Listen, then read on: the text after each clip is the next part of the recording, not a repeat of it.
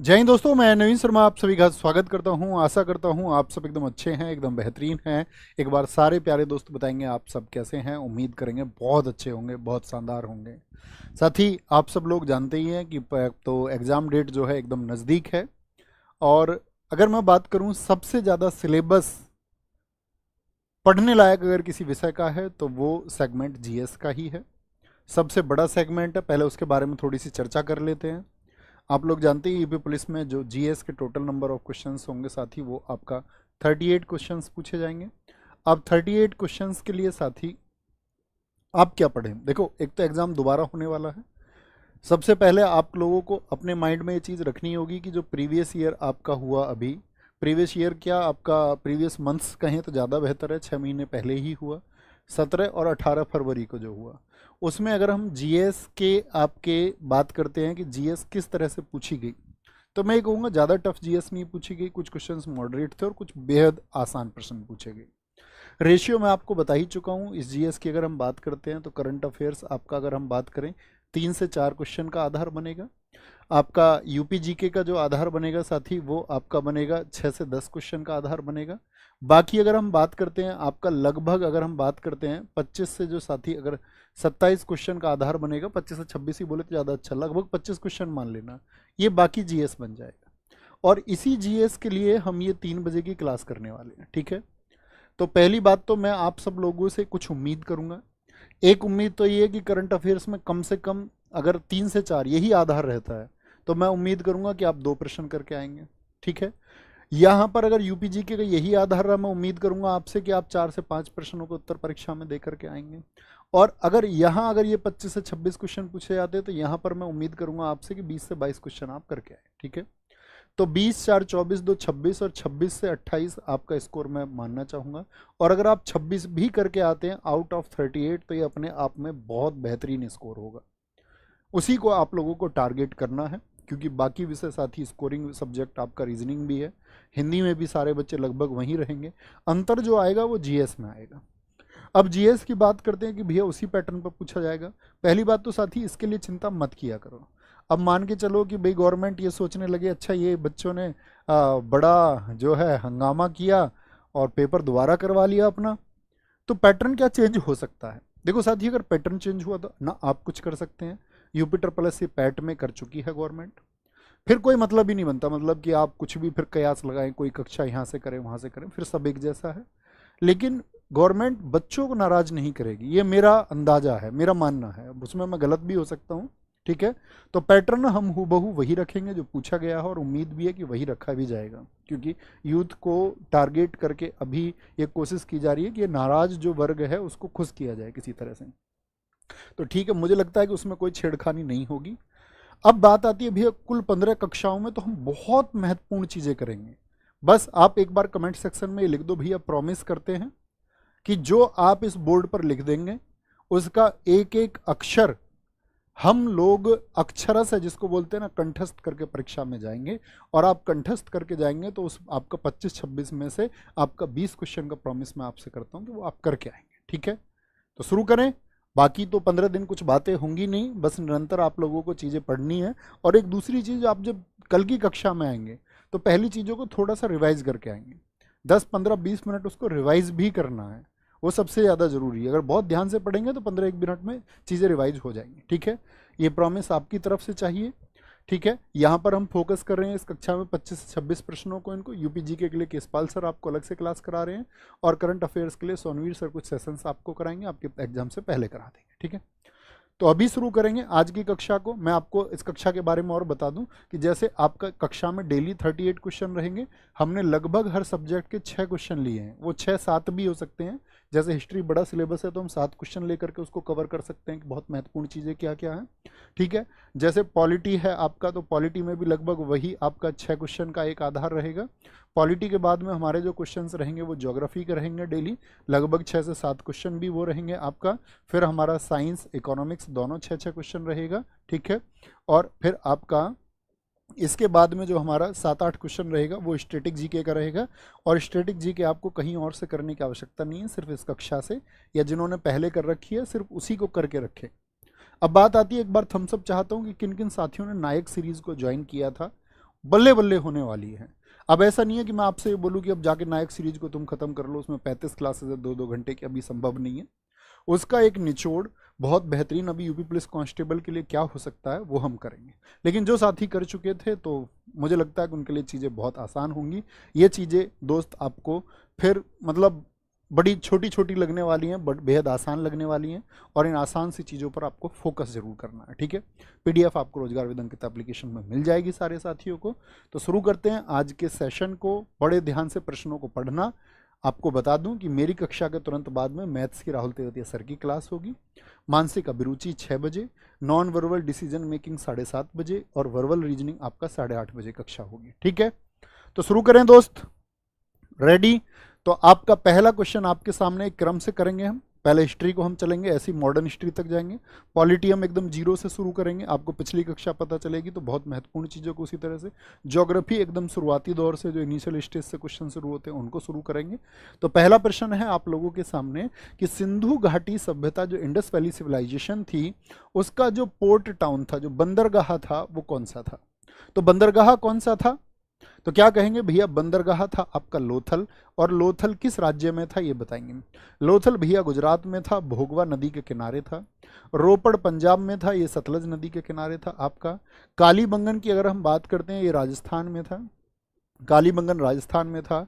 और मोहनजोदड़ो ये दोस्त आपका सिंधु नदी के किनारे कहाँ पर है, ये आपका पाकिस्तान में, वर्तमान पाकिस्तान में है, ठीक है, वर्तमान पाकिस्तान में। अब हम दोस्त बात करते हैं इंडस वैली सिविलाइजेशन से बनने वाले इंपॉर्टेंट क्वेश्चंस की। इंडस वैली सिविलाइजेशन यानी कि सिंधु घाटी सभ्यता। तो सिंधु घाटी सभ्यता से आपसे पूछा जाएगा, पहला क्वेश्चन मेरा रहेगा, बड़े ध्यान से करनी है, एक कक्षा रोज 2 घंटे होगी, बड़े अच्छे से हम टारगेट कर सकते हैं। मुझे बताइए कि ये लोग जो पूजा करते थे वो कौन से देवता की, वर्शिप किस देवता की करते थे। तो पूजा आप बोलेंगे पशुपतिनाथ की करते थे। किसकी, पशुपतिनाथ की करते थे। पशुपतिनाथ जिनको हम साथी कई जगह शिव जी के बारे में भी इनसे रिलेट किया गया है। और एक आपका उर्वरता की देवी, गॉडेस ऑफ फर्टिलिटी कौन थी, मातृ देवी, उनकी पूजा करते थे, ठीक है, वर्शिप इनकी करते थे। अगर हम काल बात करते हैं सिंधु घाटी सभ्यता का, तो वो है आपका 2500 बीसी से लेकर के 1750 बीसी। क्या बोलेंगे, 1750 बीसी ये समय बताया जाता है, परीक्षाओं में यही आपको उत्तर भी देना है। तीसरा, मुझे बताइए इनकी जो इंपोर्टेंट क्रॉप्स थी, मुख्य फसलें कौन सी थी, इंपोर्टेंट क्रॉप्स कौन सी थी, मुख्य फसलें कौन सी थी। तो आप कहेंगे भैया जौ और गेहूं थी। कौन सी थी, जौ और गेहूं थी। सिंधु घाटी सभ्यता के समय ही कपास की खेती भी शुरू हुई। अगर मैं बात करता हूं ये कौन सी धातु का प्रयोग करते थे, तो सिंधु घाटी सभ्यता को ब्रॉन्ज टाइम का हम बोलते हैं, कांस्य युगीन बोलते हैं। कौन सी, कांस्य युगीन सभ्यता थी आपका, यानी ब्रॉन्ज का यूज ये करते थे आपका, किसका, ब्रॉन्ज का यूज ये करते थे आपका। अगर मैं बात करूं इनकी जो सभ्यता थी, सिविलाइजेशन थी, वो कैसी थी, ग्रामीण या नगरीय। तो आप बोलेंगे भैया वो अर्बन थी, नगरीय थी। कैसी थी, अर्बन थी या नगरीय थी। ये 5 इंपॉर्टेंट टॉप पॉइंट हैं आपको जो परीक्षा के लिए याद रखने हैं, ठीक है। फिर आते हैं सिंधु घाटी सभ्यता का सबसे पहला खोजा गया नगर कौन सा था। तो मुझे बताएंगे 1921 में किसकी खोज हुई थी दोस्त, 1921 में दोस्त आपका हड़प्पा की खोज हुई। और किसने की थी, ये आपका रावी नदी के किनारे दयाराम साहनी ने की थी। किसने की थी, दयाराम साहनी ने ये खोज की थी आपका। अगर हम बात करते हैं 1922, अगले ही वर्ष एक और इंपॉर्टेंट खोज हुई, ठीक है, वो हुई थी आपका किसकी, मोहनजोदड़ो, जिसका अर्थ होता है मृतकों का टीला। क्या बोलेंगे, मोहनजोदड़ो। मोहनजोदड़ो को किसने खोजा था, ये प्रश्न मेरा आपसे है। मोहनजोदड़ो को किसने खोजा, तो आप बोलेंगे मोहनजोदड़ो को भैया राखल दास बनर्जी ने खोजा था। किसने, राखल दास बनर्जी। ये दोनों बहुत इंपॉर्टेंट पॉइंट हैं, आपको याद रख लेने हैं, ठीक है, राखल दास बनर्जी ने खोजा था। और यही मोहनजोदड़ो है जिससे क्या मिला था दोस्त हमको, यहीं से हमको वृहत स्नानागार, जिसको हम बोलते ग्रेट बाथ, वृहत स्नानागार यहीं से हमको प्राप्त हुआ था। ग्रेट बाथ जिसको हम कहते हैं, क्या बोलते हैं इसको, ग्रेट बाथ इसको हम कहते हैं, ग्रेट बाथ, ठीक है। वृहत स्नानागार यहीं से हमको प्राप्त हुआ। ये बड़ा इंपॉर्टेंट प्रश्न है और बार बार पूछा जाता है। मोहनजोदड़ो से ही साथी हमको क्या प्राप्त हुई थी, कांस्य की नर्तकी, ए ब्रॉन्ज डांसिंग गर्ल, कांस्य नर्तकी, नर्तकी मतलब नाचने वाली, ब्रॉन्ज डांसिंग गर्ल हमको यहीं मिली। किस धातु की बनी हुई थी, कांस्य की बनी हुई थी। कौन सा मेथड आपका इस्तेमाल किया गया था, तो लुप्त मोम विधि, लॉस्ट वैक्स मेथड उसको बोलते हैं, लॉस्ट वैक्स मेथड का इस्तेमाल करके, यानी कि लुप्त मोम विधि का इस्तेमाल करके, UP triple S C PET ने पूछा था, लुप्त मोम विधि का इस्तेमाल करके उसको बनाया गया था। बड़ा महत्वपूर्ण प्रश्न बनता है, ठीक है। प्रश्न संख्या 2 है, सूची 1 को सूची 2 से सुमेलित कीजिए। और दोस्त यहाँ पर मैं टारगेट करूंगा उन सारे टॉपिक्स को जिनसे क्वेश्चन बनने के चांसेस सबसे ज़्यादा हैं, जो बेवजह की चीज़ें हैं, जो किसी परीक्षा में नहीं पूछा जाता। करने को हम यूँ तो पूरे डेटा को कई वर्षों तक बोल सकते हैं, लेकिन उसका कोई परीक्षा से लेना देना नहीं है, उस डेटा का जिक्र हम इस कक्षा में बिल्कुल नहीं करेंगे, ठीक है। एक साथ ही इंडेक्स है, इंडेक्स 1 और इंडेक्स 2 को मिलाना है इस लिस्ट को इससे। यहाँ पर नदियों के नाम दिए गए हैं और उनको आज किस नाम से पुकारा जाता है ये नाम दिया गया है। तो सरस्वती नदी को आज किस नाम से पुकारते हैं हम? घग्गर के नाम से जाना जाता है। परुष्णी नदी को आज किस नाम से जानते हैं हम? रावी रिवर के नाम से जाना जाता है। सतोदरी को आज साथी आपका सतलज कहा जाता है और विपाशा को दोस्त आपका व्यास कहा जाता है। तो क्या क्रम बनेगा जरा बताएंगे? 5 1 5 1 3 2, 5 1 3 2, यानी ऑप्शन बी एकदम से सही होगा। जैसे दोस्त प्राचीन नदियों के और भी नाम हैं, जैसे मैं कहूं आपसे कि सदानीरा एक प्राचीन नाम था, आज इस नदी को क्या कहते हैं? सदानीरा को आज क्या कहा जाता है? मेरा प्रश्न है आप लोगों से। तो आप कहेंगे भैया गंडक रिवर के नाम से इसको जाना जाता है, गंडक। जैसे मैं आपसे बोलूं वितास्ता, वितास्ता किस नदी का पुराना नाम था? तो वितास्ता अगर हम बात करते हैं ये झेलम का प्राचीन नाम था, आज इसको हम झेलम के नाम से जानते हैं। गोमल की अगर हम बात करते हैं, गोमल किस नदी का प्राचीन नाम था? तो गोमल आप कहेंगे गोमती। और मुझे बताइए यूपी का कौन सा शहर है, प्रसिद्ध शहर है जो गोमती नदी के किनारे बसा है? यूपी का कौन सा प्रसिद्ध शहर है? अगर हम बात करें अस्किनी, अस्किनी एक प्राचीन नाम है जिसको आज हम चेनाब के नाम से जानते हैं। किस नाम से जानते हैं? जो कि पंचनद का एक हिस्सा है। सिंधु की सहायक नदियां जो हैं 5 नदियां, जिनको सिंधु की नदियां हम बोलते हैं, रावी, झेलम, व्यास, तो उनमें से एक चेनाब भी है, उसका पुराना नाम अस्किनी था। कोई दिक्कत, कोई परेशानी इस बात में? तो गोमती के किनारे बहुत सारे दोस्तों ने उत्तर दिया लखनऊ, लखनऊ, लखनऊ, और ठीक उत्तर है। गायत्री मंत्र के नाम से प्रसिद्ध मंत्र, गायत्री मंत्र क्या बोलेंगे? ये जो प्रसिद्ध मंत्र है आप सब जानते होंगे, ओम भूर्भुवस्सुवः तत्सवितुर्वरेण्यं भर्गो देवस्य धीमहि धियो यो नः प्रचोदयात्। तो ये जो प्रसिद्ध मंत्र है ये सर्वप्रथम किस ग्रंथ में मिलता है? तो गायत्री मंत्र, पहली बात तो याद रख लेना, इसके जो रचयिता हैं वो कौन थे? ऋषि विश्वामित्र थे। कौन थे? गायत्री मंत्र के रचनाकार हैं। प्रश्न पूछा जा सकता है आप लोगों से, तो आप कहेंगे विश्वामित्र। और ये सबसे पहले इसका वर्णन कहाँ पर मिला? तो गायत्री मंत्र क्या भगवत गीता में है, क्या अथर्ववेद में है, या फिर ऋग्वेद में है? तो क्या बोलेंगे भैया? ऋग्वेद में है वो। क्या बोलेंगे? ऋग्वेद में। मुझे बताइए ऋग्वेद के किस मंडल में है ये? क्योंकि अगर मैं ऋग्वेद में कुल मंडल आपसे पूछूं, मंडल का मतलब होता है कि कुल कितने चैप्टर्स में वो बटा हुआ है, तो ऋग्वेद में 10 मंडल हैं, कुल 10 मंडल हैं, जिसमें से साथी आपका जो ऋग्वेद का तीसरा मंडल है, थर्ड मंडल है, उसमें क्या है? गायत्री मंत्र है। ये क्वेश्चन बहुत इंपॉर्टेंट है, मार्क करके रखना। अगर मैं बात करता हूं आपसे, जो 7वां मंडल है वो किसके बारे में बताता है? वो दशराग युद्ध के बारे में बताता है कि एक राजा थे दशराग जिनका नाम था, और उन्होंने इकट्ठे 10 राजाओं को हराया था। क्या बोलेंगे? 10 राजाओं को हराया था। मैं आपसे प्रश्न पूछूंगा कि गायत्री मंत्र किस देवता को समर्पित है? तो गायत्री मंत्र आप बोलेंगे भैया सूर्य देवता को। किसको? सन को डिवोटेड है, सूर्य देवता को ये समर्पित है। किसको? डिवोटेड टू सन। किसको समर्पित है दोस्त? आपका सूर्य देवता को ये समर्पित है, ये आपको पता ही होना चाहिए। मुझे बताइए कि जो सोम देवता का जिक्र आता है वो किस मंडल में आता है? जो सोम देवता हैं, गॉड सोम, तो उनका जो जिक्र है दोस्त आप बोलेंगे भैया वो 9th मंडल में है। किसमें? 9वें मंडल में सोम देवता का जिक्र है। ठीक है, कुल मंडल जैसे मैंने बताया आपको 10 है। इस 10 में से जो आपका 2 से 7 तक मंडल हैं उनको कहा जाता है वंश मंडल। ऋग्वेद के कौन से मंडल हैं जिनको वंश मंडल कहा जाता है, या कौन से आपका? तो आप बोलेंगे 2 3 4 5 6 और 7 को कहा जाता है। अब आपसे पूछे ऋग्वेद को किस भाषा में लिखा गया था? ऋग्वेद की मूल लिपि क्या है? आपसे मैं पूछूं ऋग्वेद की मूल लिपि क्या है? ऋग्वेद की मूल लिपि क्या है बताएंगे एक बार। तो ऋग्वेद जो किस भाषा में लिखे गए? संस्कृत में लिखे। आप क्या बोलेंगे कि इसकी लिपि जो थी वो लिपि ब्राह्मी थी। भाषा नहीं पूछ रहा है, लिपि होता है लिखने का तरीका। जैसे आज जो हम हिंदी लिखते हैं या मैं जो हिंदी लिख रहा हूँ, ये कौन सी लिपि है?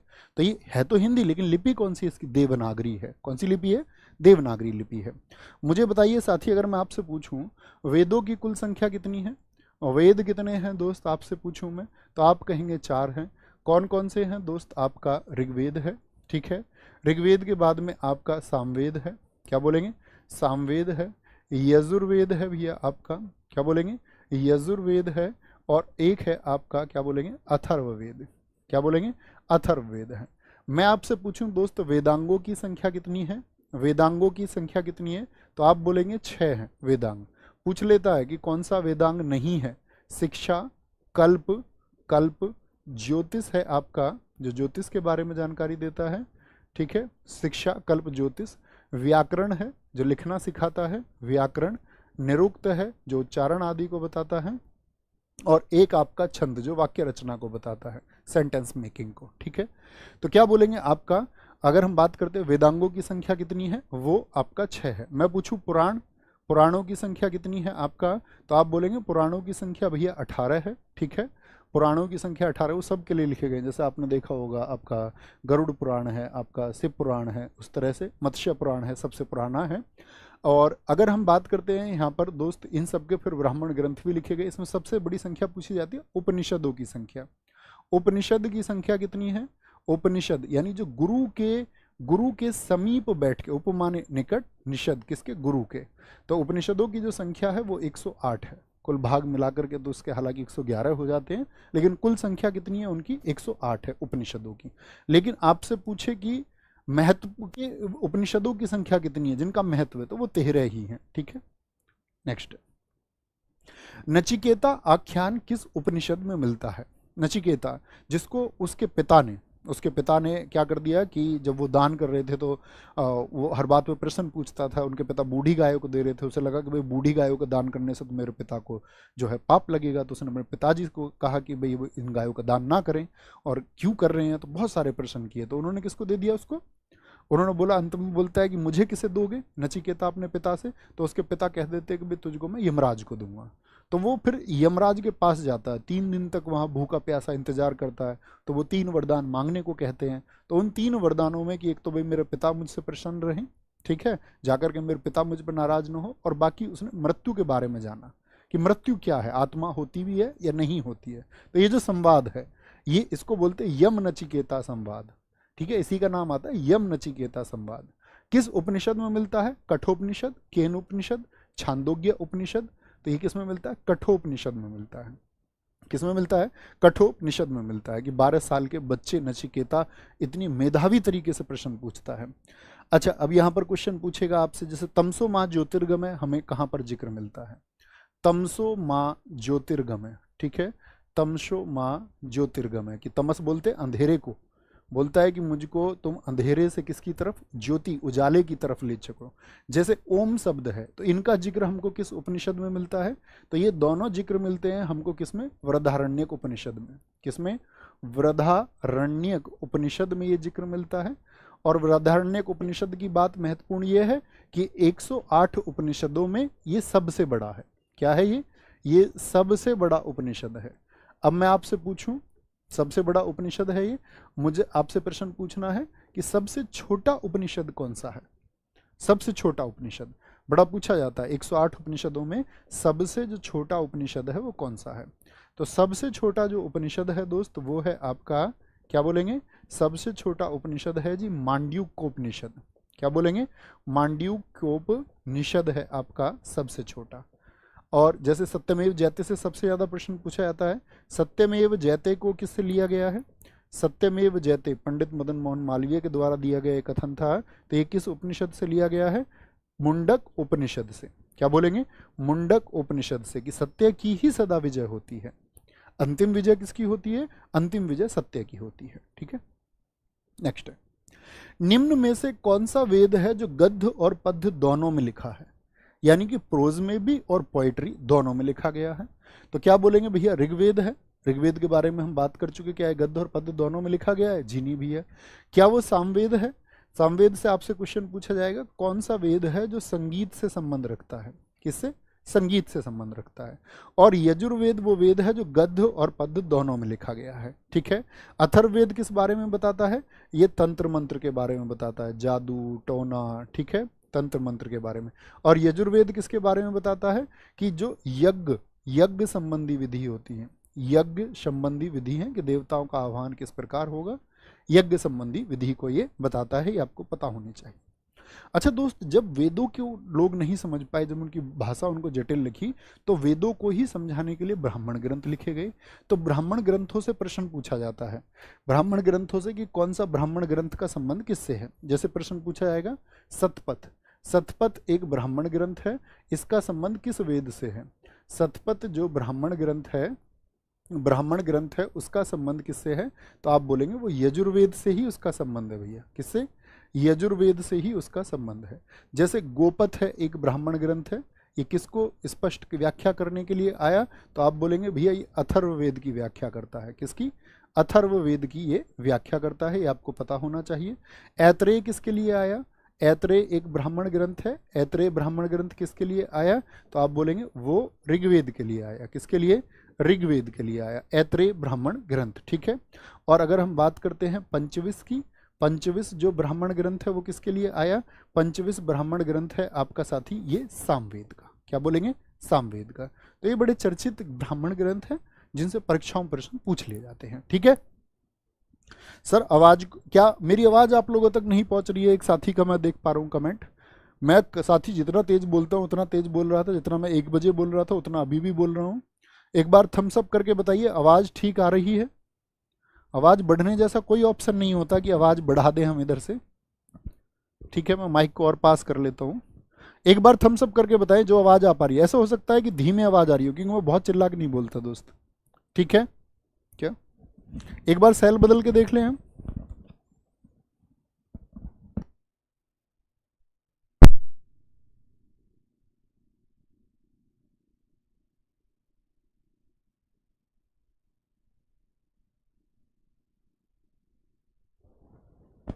अभी एक बार बताएंगे कि अभी आवाज ठीक है? हो सकता है कि उसके इलेक्ट्रिक सेल्स की वजह से हो रही हो। अभी दोस्त बताएंगे कि आवाज अभी ठीक है, थम्स अप कर देना अगर आवाज अभी ठीक हो तो। सूची 1 को सूची 2 से सम्मिलित कीजिए और सही उत्तर देंगे। यहाँ गौतम बुद्ध से संबंधित कुछ तीर्थ स्थान हैं और बुद्ध के जीवन की कुछ घटनाएं साथ ही यहाँ पर दी गई हैं। तो उनसे प्रश्न पूछा गया है कि उसका एक मिलान करें। आप लोग करेंगे। गया क्यों प्रसिद्ध है?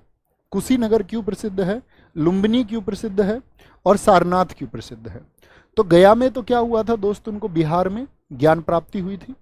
क्या हुआ था? यहाँ पर उनको ज्ञान प्राप्ति हुई। कुशीनगर में क्या हुआ था? उनका अंतिम समय यहाँ पर था, महापरिनिर्वाण हुआ यहाँ पर। लुम्बिनी में नेपाल में उनका जन्म हुआ था। और सारनाथ में उन्होंने अपना पहला उपदेश दिया था। क्या दिया था? सारनाथ में उन्होंने अपना पहला उपदेश दिया था। तो क्रम क्या बनेगा? 2 4 1 और 3। 2 4 1 3, यानी ऑप्शन बी एकदम से सही होगा। अगर मैं बात करता हूं दोस्त, जब इनके जन्म की बात आती है तो मुझे बताइए इनका जो जन्म हुआ वो कब हुआ था? तो इनका जन्म हुआ साथी आपका 563 ईसा पूर्व में, बिफोर क्राइस्ट। ईसा पूर्व तो समझते हैं ना कि आज जैसे 2024 चल रहा है, तो 2024 में 563 जोड़ दीजिए, यही बीसी का मतलब है कि इतने वर्ष पहले वो पैदा हुए थे। और इनके जो पिता थे, जन्म हुआ था कहाँ पर जन्म हुआ था? इनके पिता का नाम था, कौन थे इनके फादर? इनके फादर थे शुद्धोधन, जो किस साथी आपका डायनेस्टी से संबंध थे? वो शाक्य वंश से संबंधित थे, इसीलिए इनको कहा गया शाक्य सिंह। तो इनका कौन सा वंश था आपका? कौन सा? शाक्य वंश। इनकी माता का क्या नाम था और वो किस डायनेस्टी से थी, या बोले कि वो किस साइड से थी? तो इनकी माता का नाम था महामाया। और इनका जो साथी साइड था वो था आपका क्या? कोलिय। कोलिय डायनेस्टी बोलते हैं, कोलिय वंश से वो संबंधित थी। दोनों क्वेश्चन पूछे जाते हैं। जैसे कुशीनगर में इनका महापरिनिर्वाण हुआ, महापरिनिर्वाण का मतलब इनकी मृत्यु हुई। तो महापरिनिर्वाण जो हुआ किस वर्ष हुआ? तो महापरिनिर्वाण आप कहेंगे भैया इनका 483 बीसी में हुआ। कब? 483 बीसी में, ठीक है। और जब 483 बीसी में इनका महापरिनिर्वाण हुआ तो इसी समय क्या हुई थी? पहली बौद्ध संगति। मतलब जब ये खत्म हुए तभी पहली बौद्ध संगति भी हुई। अब 4 क्वेश्चन तो बौद्ध संगति से और 4 ही प्रश्न इनके जीवन की घटनाओं से। जैसे जन्म से मृत्यु तक इनकी 4 घटनाएं हैं। एक तो जब इन्होंने अपना घर छोड़ दिया, घर त्याग किया, तो घर त्याग की घटना को क्या कहा गया? दूसरा, घर त्याग करके 6 वर्षों तक तपस्या की, और तपस्या करके क्या हुआ? ज्ञान प्राप्त हुआ। तो नॉलेज जो उन्होंने गेन की, उस साथी इंसिडेंट को क्या कहा गया है बौद्ध ग्रंथों में? तीसरा, जब वो उनको ज्ञान प्राप्त हो गया तो उन्होंने फिर लोगों को वो ज्ञान दिया। सबसे पहले उन्हीं लोगों को ज्ञान दिया जो पहले उनके साथ तपस्या कर रहे थे और उनको छोड़कर चले गए थे। और जो उनका अंतिम अंतिम क्षण है उसको क्या कहा गया है? तो 4 घटनाएं तो ये पूछी जाती है एग्जाम्स में, ठीक है। तो यहां पर याद रख लेना, जो जन्म है, उनका जन्म है उसको बोला गया है कमल और सांड। उसके साइन बताए गए, प्रतीक बताए गए, कमल और सांड। जैसे घर छोड़ने का उनका प्रतीक बताया गया है घोड़ा। घोड़ा क्या है? उसका साइन है, प्रतीक है, ठीक है। तो जब घर छोड़ा उन्होंने, उस घटना को क्या कहते हैं? आप लोगों की तरफ से उत्तर आना चाहिए। तो जब वो अपना घर छोड़ के जाते हैं, उस घटना कहते हैं, बहुत क्वेश्चन पूछा जाता है, मोस्ट इंपोर्टेंट, महाभिनिष्क्रमण। क्या कहते हैं? महाभिनिष्क्रमण कहा जाता है। ज्ञान प्राप्ति उनको कहां पर हुई? क्या बोलेंगे? बिहार में, बोध गया में, अभी हमने बताया संबोधि। पहला उपदेश कहां पर दिया? ऋषिपत्तनम बोलते थे सारनाथ को पहले, ऋषिपत्तनम, सारनाथ यूपी में। और अंतिम जो घटना है, सॉरी, पहला उपदेश, घटना क्या है ये बोलना है। पहला उपदेश जो उन्होंने दिया उस घटना को कहते हैं धर्मचक्र परिवर्तन। और कहां पर किया था धर्मचक्र परिवर्तन? ये सारनाथ में किया था। अंतिम क्षण को ही बोलते हैं महापरिनिर्वाण, जो कब हुआ, किस वर्ष में? तो 483 में हुआ। तो 483 में पहला उनकी संगति भी हुई कि वे बौद्ध धर्म को आगे कैसे चलाएंगे। तो यहाँ पर पहली संगति होती है। तो चारों संगति में कुछ खाली स्थान छोड़ूंगा आपके लिए। ये बौद्ध संगति है दोस्त आपका, इन सब से क्वेश्चन पूछा जाता है, ठीक है, कि बौद्ध धर्म को आगे महात्मा बुद्ध के बाद में कैसे चलाया जाएगा। तो जो यहाँ पर आपका मीटिंग्स हुई उनको संगतियाँ बोलते हैं। तो पहली बौद्ध संगति कहाँ पर हुई थी आपका, ये आप बताएंगे। तो पहली कहाँ पर हुई थी? राजगृह में। दूसरी कहाँ पर हुई थी ये आप बताइए, ठीक है। तीसरी मैं बता देता हूँ आपको, कुछ खाली स्थान मैं यहाँ पर छोड़ूंगा तो मैं जानूंगा कि हमारे छात्र बहुत होशियार हैं, ठीक है। कुंडलवन कश्मीर में, कुंडलवन। अब दूसरी जैसे मुझे नहीं पता कहाँ पर है, तो मैं उम्मीद करूँगा आप मुझे बता देंगे, ठीक है। तो ये जब बौद्ध संगति होती थी, इनके राजा इनको संश्रय देते थे कि वे जो बौद्ध धर्म को मानते थे। जैसे पहली बौद्ध संगति मैं नहीं जानता कौन थे आपका, दूसरी को जो संश्रय दिया वो कालाशोक ने दिया, तीसरी मैं नहीं जानता कौन थे, और चौथी आप लोग बताएंगे मुझे कौन थे आपका, कनिष्क के समय पर। किसके समय पर? कनिष्क के समय पर चौथी बौद्ध संगति हुई थी, ठीक है। और अगर हम बात करते हैं कि इनके अध्यक्ष कौन थे, तो इनके अध्यक्ष थे आपके कौन? महाकश्यप। पहली के महाकश्यप थे, अध्यक्ष चुने जाते थे। जैसे दूसरी के आपके सबाकामी थे, कौन थे? सबाकामीर थे। और तीसरी के दोस्त आपका कौन थे? मोगलीपुत्र थे। और चौथी के कौन थे ये मैं नहीं जानता, आप बताएंगे मुझे, उम्मीद करेंगे, ठीक है। तो ये खाली स्थान भरिए। तो पूछा जाएगा दूसरी बौद्ध संगति कहाँ पर आयोजित हुई थी, तो क्या बोलेंगे? दूसरी जो बौद्ध संगति है भैया वो आपका वैशाली में आयोजित हुई थी। कहाँ पर? वैशाली में। पहली बौद्ध संगति के समय किस राजा के शासनकाल में हुई, तो अजातशत्रु के शासनकाल में हुई। किसके? अजातशत्रु, जिसको हम बोलते हैं ए के, क्या बोलते हैं? ए के। तीसरा कौन था? अशोक। अशोक के समय तीसरी बौद्ध संगति हुई। ये है आपका आरवी पी के। और अध्यक्ष मैंने आपको बताया कि महाकश्यप, सबाकामी, मोगलीपुत्र। तो चौथी के समय कौन थे आपका, तो आप बोलेंगे चौथी के समय पर भैया वसुमित्र थे, और उपाध्यक्ष थे यहाँ पर अश्व घोष। तो ये 8 जो प्रश्न है ये बहुत महत्वपूर्ण है, बौद्ध से संबंधित लगातार पूछे जाते हैं, गलती नहीं करनी है, ठीक है। नेक्स्ट, बुद्ध के महापरिनिर्वाण की तिथि लगभग थी। लगभग का मतलब अब आप जान ही चुके हैं, ये मैंने एक्सप्लेन कर दिया। ये उनके जन्म की तिथि है। और 483 क्या है? जब पहली बौद्ध संगति हुई है। जब पहली बौद्ध संगति हुई है दोस्त, वही क्या है? उनके आपका महापरिनिर्वाण की डेट है। गवर्नर जनरल का पद पहली बार किस अधिनियम के अंतर्गत बनाया गया? भारत में गवर्नर जनरल, इस बार एग्जाम देने जाओगे हमेशा प्रश्न पूछा जाता है यूपी के एग्जाम्स में गवर्नर जनरल से। तो गवर्नर जनरल का पद पहली बार किस अधिनियम में बनाया गया? तो गवर्नर जनरल नहीं था क्या पद पहले? नहीं जी, पहले तो सिर्फ गवर्नर हुआ करता था। जैसे आप लोगों ने पढ़ा होगा रॉबर्ट क्लाइव पहला गवर्नर है बंगाल का। तो गवर्नर जनरल किया गया 1773 में। क्या बोलेंगे? 1773 में किया गया। तो यहाँ पर कुछ चीजें आपको समझनी है गवर्नरों से। तो मैं आपसे पूछूंगा बंगाल का पहला गवर्नर कौन था, मुझे बताइए। बंगाल का जो पहला गवर्नर था वो कौन था? Who is the first governor of Bengal? तो आप बोलेंगे कौन था? क्या बोलेंगे? रॉबर्ट क्लाइव था। 1765 से 72 तक रहा। और फिर इसी बंगाल के गवर्नर को बंगाल का गवर्नर जनरल बना दिया गया। क्या बोलेंगे? बंगाल का गवर्नर जनरल बना दिया गया। और ये कब हुआ? यही हमारा प्रश्न था। 1773 के एक्ट से बनाया गया। और किसको बनाया गया भैया? वॉरेन हेस्टिंग्स को बना दिया गया। किसको? वॉरेन हेस्टिंग्स को बना दिया गया। फिर बंगाल के गवर्नर जनरल को क्या कर दिया इन्होंने? बंगाल के गवर्नर जनरल को इन्होंने बनाया भारत का गवर्नर जनरल। किसका? भारत का गवर्नर जनरल बनाया। और वो बनाया 1833 के एक्ट से, जो 1828 से हालांकि शासन कर रहा था। और क्या नाम था? बेंटिक था। तो भारत का पहला गवर्नर जनरल कौन हुआ? बेंटिक हुआ। और फिर इसी 1857 की क्रांति के बाद में तो ईस्ट इंडिया कंपनी से तो शासन ले लिया और ब्रिटिश क्राउन के हाथ में शासन चला गया। तो भारत का पहला पहला वायसराय, वायसराय पद किस वर्ष आया? ये मेरा आपसे क्वेश्चन है। तो वायसराय किस एक्ट से आया था? इंट्रोड्यूस किया गया। तो इंट्रोड्यूस किया गया उसको 1858 के एक्ट से। और कौन बना था भारत का पहला वायसराय? क्या आप बता सकते हैं भैया? कैनिंग बना। कौन बना? कैनिंग बना। ठीक है, ये बहुत इंपॉर्टेंट है। अब जब 1773 का एक्ट आता है, जिसको हम रेगुलेटिंग एक्ट भी कहते हैं, ये 1773 का रेगुलेटिंग एक्ट की जब बात करते हैं तो इसके द्वारा एक महत्वपूर्ण घटना भी हुई कि 1774 में क्या बनाया गया? कलकत्ता को, कलकत्ता में क्या बनाया गया दोस्त? सुप्रीम कोर्ट बनाया गया। क्या बोलेंगे? कलकत्ता में किसकी स्थापना की गई? सुप्रीम कोर्ट की भैया स्थापना की गई। सर्वोच्च न्यायालय की स्थापना की गई। और जिसके न्यायाधीश, मुख्य न्यायाधीश, चीफ जस्टिस किसको बनाया गया? चीफ जस्टिस किसको बनाया गया बताएंगे? तो आप बोलेंगे एलिजाहा इम्पे को भैया बनाया गया। किसको? एलिजाहा इम्पे को बनाया गया। ये याद रखेंगे, आपका कभी भी गलती नहीं करनी है। एलिजाहा इम्पे को बनाया गया। ठीक है। अब यहाँ पर क्वेश्चन था हमारा 1773 का regulating act. Pitt's India act कब आया? ये सीधे सीधे प्रश्न पूछा जाता है, जिसमें board of directors, board of controllers को अलग अलग किया गया आपका। बाकी इंपॉर्टेंट नहीं है, पिट्स इंडिया एक्ट और आपका रेगुलेटिंग एक्ट। ठीक है।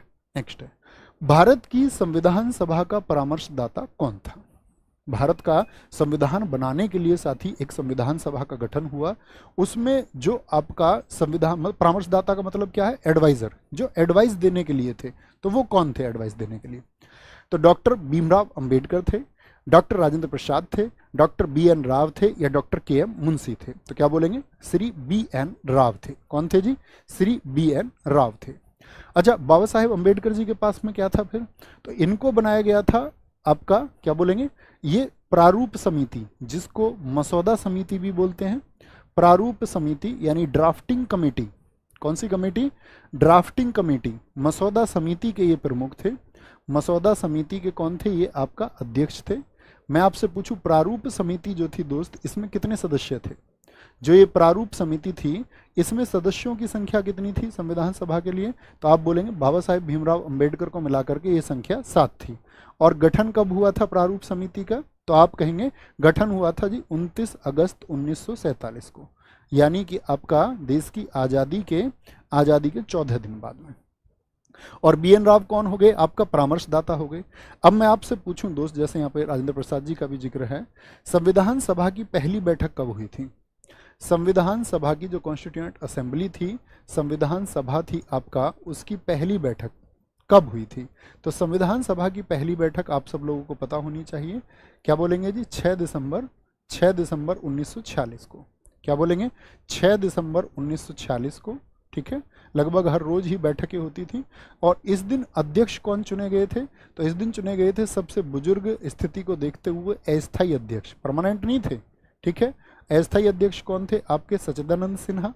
क्या बोलेंगे भैया? इस दिन सच्चिदानंद सिन्हा जी को चुना गया। किसको? सच्चिदानंद सिन्हा जी को चुना गया आपका। और जब इसके बाद में स्थायी अध्यक्ष के लिए बैठक हुई थी कब? 9 दिसंबर 1946 को। और इस दिन स्थायी अध्यक्ष कौन चुने गए थे? बोलेंगे इस दिन स्थायी अध्यक्ष जो चुने गए भाई साहब, वो चुने गए थे आपका, जो हमारे विकल्प 2 में लिखे हुए थे, राजेंद्र प्रसाद जी। कौन? राजेंद्र प्रसाद जी को चुना गया था। राजेंद्र प्रसाद जी थी। ठीक है। अच्छा, मुझे बताइए संविधान सभा का पहला संबोधन किसने किया था? संविधान सभा का पहला संबोधन यानी सबसे पहले कौन बोला था उस संविधान सभा में? संविधान सभा का पहला जो स्पीच दिया वो किसने दिया था? पहला संबोधन यानी जो फर्स्ट स्पीच है संविधान सभा में वो किसका है? तो आप बोलेंगे कि वो जो स्पीच है भैया संविधान सभा का वो पहला है डॉक्टर सर्वपल्ली राधाकृष्णन का। किसका है? डॉक्टर सर्वपल्ली राधाकृष्णन। जानते हैं ना इनको, भारत के पहले उपराष्ट्रपति यही हैं, डॉक्टर सर्वपल्ली राधाकृष्णन जी का स्पीच हुआ। ये बात हमको हमेशा याद रख लेनी है, ठीक है? कोई दिक्कत कोई परेशानी इतनी बात में? जी नहीं। अटल बिहारी वाजपेयी जी कह रहे हैं कुछ लोग, तो संविधान सभा जब बन रही थी तो अटल बिहारी वाजपेयी जी थे। भैया 9 दिसंबर होगा क्या? मैंने 9 दिसंबर नहीं लिखा क्या? 6 दिसंबर और 9 दिसंबर। क्या बोलेंगे? आपका संविधान सभा यहाँ पर साथी आपका दूसरी, सॉरी मैंने 6 और 9 लिखी हैं। यहाँ पर क्या होगा आपका? पहली जो बैठक हुई दोस्त वो हुई आपका, क्या बोलेंगे, जब हमारा अस्थायी अध्यक्ष सच्चिदानंद सिन्हा जी को चुना गया तो ये 9 दिसंबर था, 9 दिसंबर था। और स्थायी अध्यक्ष जब इनको चुना गया तो इनको 11 दिसंबर में चुना गया, 6 को नहीं। 6 को पहली बार ये लोग बैठ रहे थे लेकिन अध्यक्ष नहीं चुने गए थे। क्या बोलेंगे? आपका 9 और 11 होंगे, ये एकदम से ठीक डेट्स होंगी। इनको साथी करेक्ट करेंगे। पहली बैठक जब ये पहली बार बैठे तो उस टाइम पर नहीं चुने गए, नहीं तो पहली बार ये 6 दिसंबर को बैठे, है ना?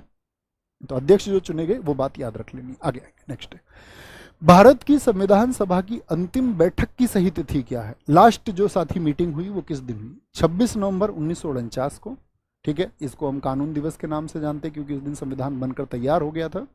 5 दिसंबर को या 24 जनवरी 1950 को? तो हम लोगों को याद रखना 24 जनवरी 1950 को। और यही दिन है जिस दिन हमने क्या कर लिया था? राष्ट्रगान को स्वीकार किया।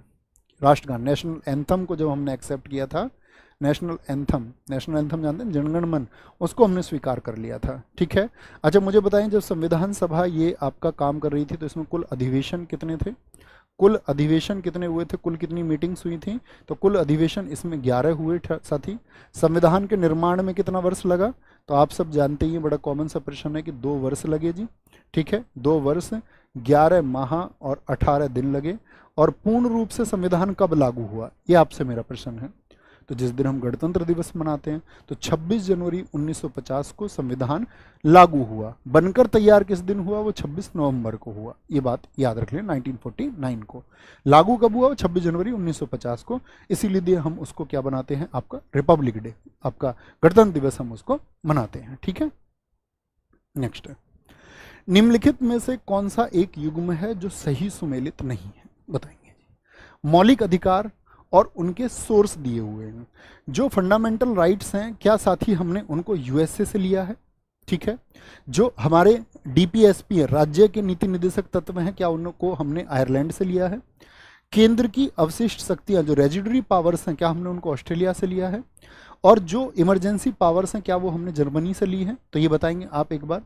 तो आप बोलेंगे भैया पहला वाला एकदम ठीक है कि संयुक्त राज्य अमेरिका से हमने फंडामेंटल राइट्स भी लिए हैं और साथ में आपका जस्टिस रिव्यू को भी, जिसको हम न्यायिक पुनर्विलोकन बोलते हैं, रीजस्टिस भी बोलते हैं, न्यायिक पुनराविलोकन भी बोलते हैं इसको हम, पुनराविलोकन भी इसको बोलते हैं, सॉरी न्यायिक पुनरावलोकन भी इसको हम बोलते हैं, पुनरावलोकन भी इसको हम बोलते हैं, जुडिशियल रिव्यू भी हमने यहीं से लिया है। क्या डीपीएसपी को हमने आयरलैंड से लिया है? जी भैया, इसको हमने आयरलैंड से लिया है। साथ में राष्ट्रपति के जो निर्वाचन की प्रक्रिया है, राष्ट्रपति का जो इलेक्शन का प्रोसेस है, वो भी हमने कहाँ से लिया है साथी? वो भैया हमने आयरलैंड से ही लिया है। और राष्ट्रपति राज्यसभा में कितने सदस्य चयनित करते हैं बताएं जरा?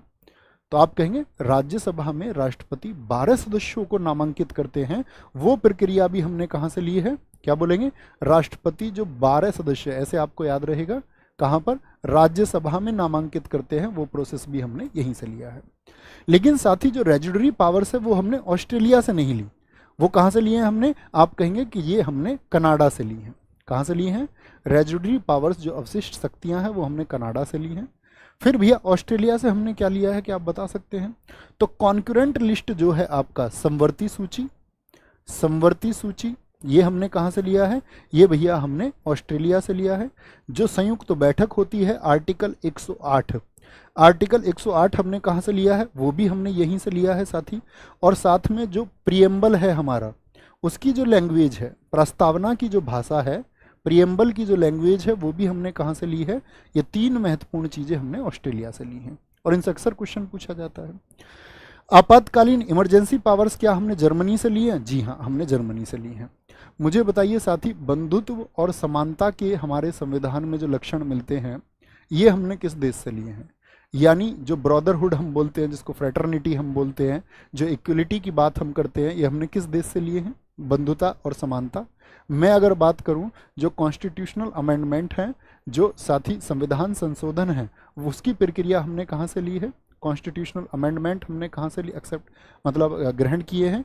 मुझे बताइए, जो पार्लियामेंट्री सिस्टम है, जो संसद प्रणाली है, संसद प्रणाली है कि प्रधानमंत्री होंगे, आपका 2 सदन होंगे, ये प्रोसेस हमने कहाँ से लिया है? चौथा, आप मुझे बताइए कि सिंगल सिटीजनशिप का जो कॉन्सेप्ट है, एकल नागरिकता को हमने कहाँ से लिया है? एकल नागरिकता को हमने कहाँ से लिया है? एक मुझे आप बताइए कि जो साथी आपका विधि द्वारा स्थापित प्रक्रिया होगी, ठीक है, विधि द्वारा स्थापित प्रक्रिया होगी, आपका जो प्रोसेस किसका है, बाय लॉ मेकिंग है, वो हमने कहाँ से लिया है? तो किस क्रांति से लिए थे हमने? बंधुत्व और समानता, ये फ्रांस से लिए हमने। संविधान संशोधन हमने कहाँ से लिए हैं साथी? आपका दक्षिण अफ्रीका से लिए हैं। और दक्षिण अफ्रीका के किस अनुच्छेद से लिए हैं, बता सकते हैं? दक्षिण अफ्रीका नहीं, सॉरी, दक्षिण अफ्रीका के हमारे संविधान के किस अनुच्छेद में शामिल है संविधान संशोधन? तो आप कहेंगे भैया आर्टिकल 368 में इसका वर्णन है। तो संविधान संशोधन से क्वेश्चन मिलेगा आप लोगों को, इसको मार्क करके रखिए, ठीक है। संसदीय प्रणाली हमने कहाँ से ली है? ब्रिटेन की वेस्टमिंस्टर जो प्रणाली है उससे हमने एक्सेप्ट किया है इसको। एकल नागरिकता, सिंगल सिटीजनशिप ब्रिटेन से हमने ली, और विधि द्वारा स्थापित प्रक्रिया ये हमने जापान से ली है। तो ये सोर्सेज हैं जहां से हमने चीजों को एक्सेप्ट किया है, ठीक है। नेक्स्ट है, किस वर्ष से भारत के संविधान की प्रस्तावना में 2 शब्द समाजवादी और पंथ निरपेक्ष, यानी कि आपका साथी ये दोनों शब्द जोड़े गए कि भैया सोशलिस्ट शब्द को कब जोड़ा गया? तो आप बोलेंगे इसको 1976 में जोड़ा गया। प्रस्तावना, पहली बात तो हमको प्रस्तावना का भी जिक्र करना और उससे बनने वाले कौन कौन से क्वेश्चन भैया हो सकते हैं। पहली बात तो याद रखिए, प्रस्तावना को बोलते हैं भारतीय संविधान की आत्मा, सोल ऑफ इंडियन कॉन्स्टिट्यूशन। भारतीय संविधान की आत्मा किसको कहा जाता है? भारतीय संविधान की आत्मा किसको कहा जाता है? तो इसमें हमने ये लोग कहाँ पे था, आपका प्रस्तावना में जिक्र था। तो प्रस्तावना में क्या हुआ, संशोधन कितनी बार हुआ है, प्रश्न पूछूं मैं आपसे। तो यही 1976 में साथी संशोधन हुआ, और एक बार संशोधन हुआ है, ये था आपका 42वां कॉन्स्टिट्यूशनल अमेंडमेंट। 42वां कॉन्स्टिट्यूशनल अमेंडमेंट 1976, और इसी के द्वारा मूल कर्तव्य भी जोड़े गए।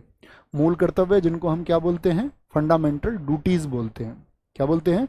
फंडामेंटल ड्यूटीज जिनको हम कहते हैं, वो भी किसके द्वारा? आपका 1976 के द्वारा जोड़ी गई।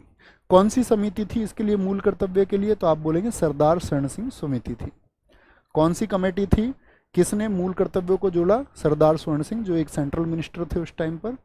आप मुझे बता सकते हैं, मैं अक्सर आपसे जिक्र करता रहा कि सरदार स्वर्ण सिंह समिति में कितने सदस्य थे, और इन लोगों ने क्या बोला कि मूल कर्तव्यों की संख्या कितनी होगी?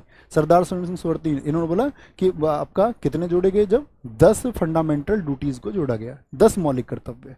फिर बाद में 2002 में हमने 11वां मौलिक कर्तव्य जोड़ा 86वें संविधान संशोधन से, ये आपको पता होना चाहिए, ठीक है। तो ये क्या बोलेंगे, आपका पंथ निरपेक्ष शब्द यहाँ पर जोड़ा गया। अब प्रस्तावना की अगर हम बात करते हैं दोस्त, इससे क्या क्या क्वेश्चन बनते हैं, एक बार सीन 2 दिखाएंगे बच्चों को। देखना भाई, ये ध्यान से देखना बड़े, यहाँ पर दोनों को बड़े ध्यान से देखना, थोड़ा कम जूम करेंगे ताकि दोनों हिंदी इंग्लिश वाले दोनों बच्चों को दिखे। देखो, एक तो क्वेश्चन पूछा जाता है आपसे, क्वेश्चन क्या पूछा जाता है यहाँ से कि आपका जो आपका प्रियम्बल है उसमें कितने प्रकार के जस्टिस की बात की गई है, कितने प्रकार के जस्टिस की बात की गई है? तो क्या बोलेंगे? जस्टिस भैया सोशल, इकोनॉमिक एंड पॉलिटिकल, यानी कि आपका सामाजिक, आर्थिक और राजनीतिक। तो कितने प्रकार के न्याय हैं, संख्या बताइए, कितने प्रकार के न्याय हैं? आपसे पूछे प्रस्तावना में कितने न्याय की बात की गई है? 3 न्याय। कौन कौन से हैं? सोशल सामाजिक, इकोनॉमिक यानी आर्थिक, और पॉलिटिकल यानी कि राजनीतिक। आपसे पूछे आपका जो प्रियम्बल है उसमें कितने प्रकार की स्वतंत्रताओं की बात की गई है? तो 5 स्वतंत्रताओं की बात की गई है। विचार यानी कि थॉट, अभिव्यक्ति यानी कि एक्सप्रेशन, विश्वास यानी कि साथी आपका किसी भी विश्वास की बात करते हैं, आपका विश्वास मतलब किसी व्यक्ति का जो बिलीव सिस्टम है, धर्म यानी कि फेथ कोई, और वर्शिप यानी कि उपासना। तो स्वतंत्रताएं कितनी बताई गई हैं? कुल 5 बताई गई हैं भैया। अच्छा, जो साथी इक्वलिटी की बात की गई है, स्टेटस और आपका साथी अपॉर्चुनिटी, तो समता कितनी है? आपका समता 2 है। क्या बोलेंगे? समता 2 है। तो कभी भी बस क्या बोलेंगे, आपका कभी भी पूछेगा कि न्याय कितने, तो 3 कहेंगे, सामाजिक, आर्थिक और राजनीतिक। आपसे पूछेगा भैया आपका समानताएं, जो आपका स्वतंत्रताएं बताई गई, स्वतंत्रताएं कितनी है, फ्रीडम कितनी है, 5 टाइप्स की फ्रीडम है। कौन कौन सी, आपका विचार, थॉट, अभिव्यक्ति, एक्सप्रेशन, आपका विश्वास यानी कि बिलीव, धर्म यानी कि फेथ, और उपासना यानी कि वर्शिप का। और आपका क्या बोलेंगे, इक्वलिटी किसके लिए दी गई है, एक तो आपका प्रतिष्ठा, अपॉर्चुनिटी के लिए, किसके लिए, प्रतिष्ठा और आपका अपॉर्चुनिटी के लिए, यानी कि प्रतिष्ठा और अवसर के लिए, यानी स्टेटस और अपॉर्चुनिटी के लिए, ये आपको पता होना चाहिए। नेक्स्ट, निम्नलिखित में से कौन सा भारत के संविधान का भाग विषय सही सुमेलित नहीं है, यानी कि किस संविधान के किस भाग में वो चीज नहीं आती है। क्या बोलेंगे, भाग 3 है, मौलिक अधिकार में आते हैं क्या, मौलिक अधिकार भाग 3 में है, बताएंगे जी। इससे पहले आपको पता होना चाहिए भाग 1 में क्या आता है, मुझे बताइए। भाग 1 जो संविधान का है, जिसमें आपका आर्टिकल 1 से 4 तक है, तो वो किसके बारे में बताता है, भारतीय संघ के बारे में, भारतीय संघ एवं क्षेत्र के बारे में बताता है, ठीक है, भारत संघ के बारे में बताता है। भाग 2 किसके बारे में बताता है दोस्त, भाग 2 आपका नागरिकता के बारे में बताता है, यानी सिटीजनशिप के बारे में बताता है। और इसमें जो आर्टिकल हैं वो आर्टिकल 5 से 11 तक हैं, आर्टिकल 5 से 11 तक। तो कुल अनुच्छेद भी पूछ लेता है कि भाग 1 में कुल अनुच्छेद कितने हैं, तो भैया हम कहते हैं 4 हैं। मैं आपसे पूछूं भाग 2 में कुल अनुच्छेद कितने हैं, जरा बताएंगे। संविधान के भाग 2 में कुल अनुच्छेदों की संख्या कितनी है, ये मेरा आपसे प्रश्न है, जरा बता सकते हैं आप। तो क्या बोलेंगे भैया, 4 तो हो गए, 11 तक तो 7 अनुच्छेद बचेंगे, कुल कितने, 7, 5, 6, 7, 8, 9, 10, 11, कुल 7 अनुच्छेद इसमें, ऐसे भी क्वेश्चन बनते हैं, ठीक है, ये सही है। भाग 4 में क्या डीपीएसपी को बताया गया है, बताएंगे जी भैया। क्या भाग 5 में मौलिक कर्तव्यों को बताया गया है, यहां पर देखिए, जी नहीं। मौलिक कर्तव्य आपके बाद में जोड़े गए, और बाद में जो कुछ भी जोड़ा गया वो कभी भी ऐसे साधारण भाग में आ ही नहीं सकता। तो वो किस में आएगा, भाग 4A में आएगा। किस में आएगा, क्या बोलेंगे, जो मौलिक कर्तव्य 1976 में जोड़े गए, भाग 4A में आएंगे। 42वें संविधान संशोधन, तो कुछ भी जो बाद में जोड़ा गया उसके लिए ABCD आपको मिलेंगे, क्या बोलेंगे, ABCD उसके लिए मिलेंगे। भाग 2 में नागरिकता है, कोई दिक्कत कोई परेशानी, इसका स्क्रीनशॉट लेकर रखिए एक बार। भाग आपको पता होने चाहिए, वैसे तो पता ही होते हैं, ठीक है। संविधान के भाग 1 में आपका संघ और क्षेत्र है, 2 में सिंगल सिटीजनशिप की बात है, तीसरे में फंडामेंटल राइट है, चौथे में directive principle of state and policy है, फंडामेंटल ड्यूटीज आपका भाग 4A में है, आपका यूनियन की बात की गई है भाग 5A में, स्टेट भाग 6 में, भाग 7 में आपका स्टेट B कैटेगरी की बात की गई है। तो एक बार थम्सअप करके याद रखें। और एक क्वेश्चन मुझे बता दें, जैसे मैंने आपको बोला कि संविधान का जो भाग 4A है वो किसके बारे में बताता है, वो मूल कर्तव्य यानी मौलिक कर्तव्यों के बारे में बताता है। तो मौलिक कर्तव्यों के लिए अनुच्छेद कौन सा है, क्या आप मुझे बता सकते हैं, कौन सा अनुच्छेद है। जी हाँ, 17 में भाषा है, कई साथी तो लिख रहे हैं, 18 में आपातकाल को बताया गया है। हाँ, नॉट विजिबल है, इसीलिए मैंने उसको हटाया है। आपको पता होना चाहिए यार, इतने पढ़े लिखे तो तुम हो ना, कि संविधान के भाग तो कम से कम ढूंढ सकते हो और सर्च कर सकते हो उसको। आगे भारत अवस्थित है, भारत कहाँ पर लोकेट करता है, बताएं। अंशांश यानी कि लैटिट्यूड 8 डिग्री 4 मिनट दक्षिण से लेकर के 37 डिग्री 6 मिनट उत्तर, और देशांतर, इन चारों विकल्पों को पढ़िए और मुझे इसका आंसर करेंगे, ठीक है, फिर मैं आपको बताता हूं। बड़े ध्यान से पढ़ के और उत्तर देना इसका। तो क्या उत्तर बनेगा, जब आप ध्यान से पढ़ेंगे तो 8 डिग्री 4 मिनट उत्तर से लेकर के होना चाहिए। तो 8 डिग्री 4 मिनट उत्तर से लेकर के 37 डिग्री 6 मिनट दक्षिण, ये गलत हो गया। तो क्या बोलेंगे, 8 डिग्री 4 मिनट उत्तर से 37 डिग्री 6 मिनट उत्तर। और अगर लॉन्गिट्यूड की बात करते हैं तो 68 डिग्री 7 ईस्ट से लेकर के, पू मतलब ईस्ट से लेकर के, E फॉर ईस्ट से लेकर के 97 डिग्री 25 मिनट ईस्ट तक होना चाहिए। तो क्या बोलेंगे, ये एकदम से सही हो जाएगा। अब देखो यहां पर कैसे बोलते हैं। अच्छा मुझे बताओ 8 डिग्री किधर आएगा, जैसे हमने बोला 8 डिग्री, अभी हमने एक जिक्र किया आपसे, एक नंबर बोला 8 डिग्री 4 मिनट, 8 डिग्री 4 मिनट से लेकर के, और हमने एक बात की आपका 37 डिग्री 6 मिनट की। तो 8 डिग्री किधर आएगा, ऊपर या नीचे। तो आप कहेंगे भैया 23 डिग्री कहाँ से निकलती है, 23 डिग्री लाइन जो है वो यहाँ से गुजरती है। तो 23 डिग्री यहाँ से गुजरती है, और अंडमान निकोबार इधर भी आप जानते हैं 8 डिग्री 9 डिग्री 10 डिग्री चैनल है। तो यहाँ पर कौन सा होता है, 8 डिग्री 4 मिनट होता है। तो ये क्या है, जम्मू कश्मीर के पास में इधर वो 37 डिग्री 6 मिनट है। और इधर से बात करते हैं तो 68 डिग्री, और उधर बात करें तो 97 डिग्री 25 मिनट जो है। ठीक है, अब मुझे कुछ चीज़ें बताइए भारत के बारे में, क्या जनरल चीज़ें पूछी जा सकती है। मुझे बताइए भारत का उत्तर से दक्षिण का जो विस्तार है वो कितना है, नॉर्थ टू साउथ, यानी कि ये नॉर्थ है, इधर ये साउथ है। उत्तर से दक्षिण की लंबाई कितनी है मुझे बताइए आप, ईस्ट टू वेस्ट की लंबाई कितनी है भारत की, टोटल कितने किलोमीटर लंबाई है ये आपको बताना है। तो उत्तर से दक्षिण कितना है, 3214 किलोमीटर है, यानी कश्मीर से कन्याकुमारी। और इधर आपका कहाँ से, गुजरात से अरुणाचल प्रदेश कितना है, 2933 किलोमीटर है, 2933 किलोमीटर है।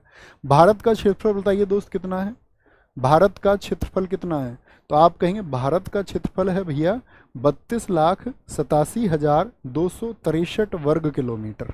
ठीक है, और दुनिया में हम कौन से स्थान पे आते हैं, और विश्व में हमारा स्थान कौन सा है, विश्व में 7वां स्थान है हमारा क्षेत्रफल में, क्या बोलेंगे, 7वां स्थान है। ठीक है, विश्व में हमारा क्षेत्रफल में 7वां स्थान है। और अगर हम बात करते हैं पूरी दुनिया का, 2.42% क्षेत्रफल हमारे पास है, कितना प्रतिशत भाग हमारे पास है, ये बात याद रखेंगे। ठीक है, अच्छा मुझे बताओ दोस्त, जैसे अगर हम बात करें विश्व में 7वां, तो दुनिया में सबसे बड़ा क्षेत्रफल किस देश का है, तो आप कहेंगे भैया वो रूस का है, किसका है, रूस का है। अब हम आते हैं यहाँ पर, ध्यान से देखना कि ये कौन सा सागर है इधर, जरा बताएं ये कौन सा सागर है, तो आप कहेंगे भैया ये अरब सागर है। और इधर जो है ये क्या है, ये बंगाल की खाड़ी है। तो मुझे बताइए कि भारत के ऐसे कितने राज्य हैं जो बंगाल की खाड़ी से सीमा बनाते हैं, और भारत के कितने राज्य हैं जो अरब सागर से सीमा बनाते हैं। तो एक तो गुजरात हो गया, ठीक है, एक आपका महाराष्ट्र हो गया अरब सागर से, एक गोवा हो गया यहाँ पर, एक आपका कर्नाटक हो गया, और एक केरला हो गया। तो अरब सागर से सीमा कितने बनाते हैं, वो 5 बनाते हैं। अगर हम बात करते हैं बंगाल की खाड़ी, ये नीला पानी देखिए जरा, तो कौन बनाता है, आपका वेस्ट बंगाल 1 हो गया, आपका उड़ीसा 2 हो गया, आंध्र प्रदेश 3 हो गया, आपका क्या बोलेंगे यहाँ पर दोस्त, आपका तमिलनाडु कितना हो गया, 4 हो गया। तो बंगाल की खाड़ी से सीमा कितने बनाते हैं, आपका 4 बनाते हैं। तो इनसे भी क्वेश्चन पूछा जाएगा। एक क्वेश्चन पूछा जाएगा आपसे कि सबसे लंबी जो साथी समुद्री तट है किसका है, तो सबसे लंबा समुद्री तट किसका है, 1214 किलोमीटर का, वो गुजरात का है। सबसे लंबा समुद्री तट किसका है, वो गुजरात का है। तो ये बेसिक चीज़ें मैं आपको इसलिए समझा रहा हूँ क्योंकि कल की जब कक्षा आए तो आपको कम से कम एटलीस्ट बेसिक चीज़ों के बारे में जानकारी हो। आपसे कभी भी क्वेश्चन पूछूंगा आप निराश नहीं करेंगे। भारत के प्रादेशिक जल क्षेत्र का विस्तार कितना है, सब भारत के समुद्र तट से लेकर के 3 नॉटिकल माइल तक, क्योंकि देखो समुद्र की जो दूरियां है वो नॉटिकल माइल में मापी जाती हैं, या समुद्र तट से 6 नॉटिकल माइल तक, या 12 नॉटिकल माइल तक, या फिर 24 नॉटिकल माइल तक होती हैं। तो क्या बोलेंगे, किससे होती है, समुद्र तट से 12 नॉटिकल माइल तक होती है। कौन सी, प्रादेशिक सीमा, कौन सी सीमा बोलेंगे, प्रादेशिक सीमा। अब देखो यहाँ समझना, प्रादेशिक सीमा ये तो कॉमन चीज़ थी, 5-4 याद रहेगा ये तो। अब इसको समझें क्या हम बात कर रहे हैं, देखना जरा ध्यान से भाई। अगर हम बात करते हैं कि भारत का ये समुद्र तट है, जी भैया ये समुद्र तट है, इस समुद्र तट से जो पहले 12 नॉटिकल माइल है, 12, वो क्या है, वो है पहले टेरिटोरियल बॉर्डर, यानी उसको हम बोलते हैं प्रादेशिक सीमा। प्रादेशिक सीमा जो संपूर्ण भूमि भारत के अंतर्गत आती है, तो ये कितनी होती है, 12 नॉटिकल माइल है। 12 के बाद में अगर हम बात करते हैं कितनी, 24 नॉटिकल माइल की जो डिस्टेंस होती है। ठीक है, 3 तरह की भूमि होती है। दूसरी है आपका अविच्छिन्न मंडल, कैसा बोलते हैं इसको, अविच्छिन्न मंडल बोलते हैं, अविच्छिन्न मंडल, या संलग्न क्षेत्र भी उसको बोलते हैं हम, क्या बोलते हैं, संलग्न क्षेत्र भी उसको हम बोलते हैं। कंटिजियस जोन अंग्रेजी में बोलते हैं इसको, क्या बोलते हैं, कंटिन्यूअस, सॉरी कंटिन्यूअस नहीं, कंटिजियस जोन उसको हम बोलते हैं। कंटिजियस जोन ये कितना होता है, ये होता है आपका 24 नॉटिकल माइल, मील नहीं, नॉटिकल माइल। अब मेरा क्वेश्चन आपसे, एक नॉटिकल माइल में कितने मीटर होते हैं ये बताइए मुझे। अच्छा, तीसरी जो सीमा होती है वो होती है आपका 200 नॉटिकल माइल की, कितनी, तीसरी जो सीमा होती है वो 200 नॉटिकल माइल होती है। थर्ड होती है आपका, तीसरी सीमा को हम बोलते हैं अनन्य आर्थिक क्षेत्र। तीसरी सीमा कौन सी होती है, अनन्य आर्थिक क्षेत्र, यानी कि अनन्य से मतलब होता है हमारा एक्सक्लूसिव इकोनॉमिक जोन, ये होता है, क्या बोलेंगे, एक्सक्लूसिव, एक्सक्लूसिव इकोनॉमिक जोन, ये होता है आपका एक्सक्लूसिव इकोनॉमिक इकोनॉमिक जोन ये होता है, और ये कहाँ तक होता है, ये 200 नॉटिकल माइल तक होता है। तो किसी साथी ने बताया नॉटिकल माइल में कितने मीटर होते हैं, तो आप लोग लिख लीजिए, एक नॉटिकल माइल में 1862 मीटर होते हैं। कितने होते हैं, 1862। 1.82 जितने लिख रहे हैं, नहीं 1.82 का मतलब हुआ 1820, 1820 गलत हो जाएगा, ठीक है। 1852 भी कई साथी लिख रहे हैं हमारा, 1.852 लिख रहे हैं, नहीं 1852 नहीं, जो आपका साथी डेटा उसके अकॉर्डिंग क्या होगा आपका, बहुत जगह आपको 1852 मिलेगा, ठीक है। तो आपको लिखना 1.8, उसको मार्क करके रखिए, 1.8 इतना भर भी याद रहेगा तो काम चलेगा। जैसे हम बोलते हैं एक मील में कितने मीटर होते हैं, 1600 मीटर होते हैं, एक नॉटिकल मील में कितना होता है, लगभग 1800 तो याद रखना है, ठीक है, लगभग 1800 याद रखना है। भारत के प्रादेशिक क्षेत्र की जल सीमा विस्तार ये हमने पढ़ लिया। आगे आते हैं, कर्क रेखा निम्नलिखित में से किन राज्यों से होकर गुजरती है, ये बताना है। और नंबर बताइए, कर्क रेखा भारत के कितने राज्यों से होकर गुजर,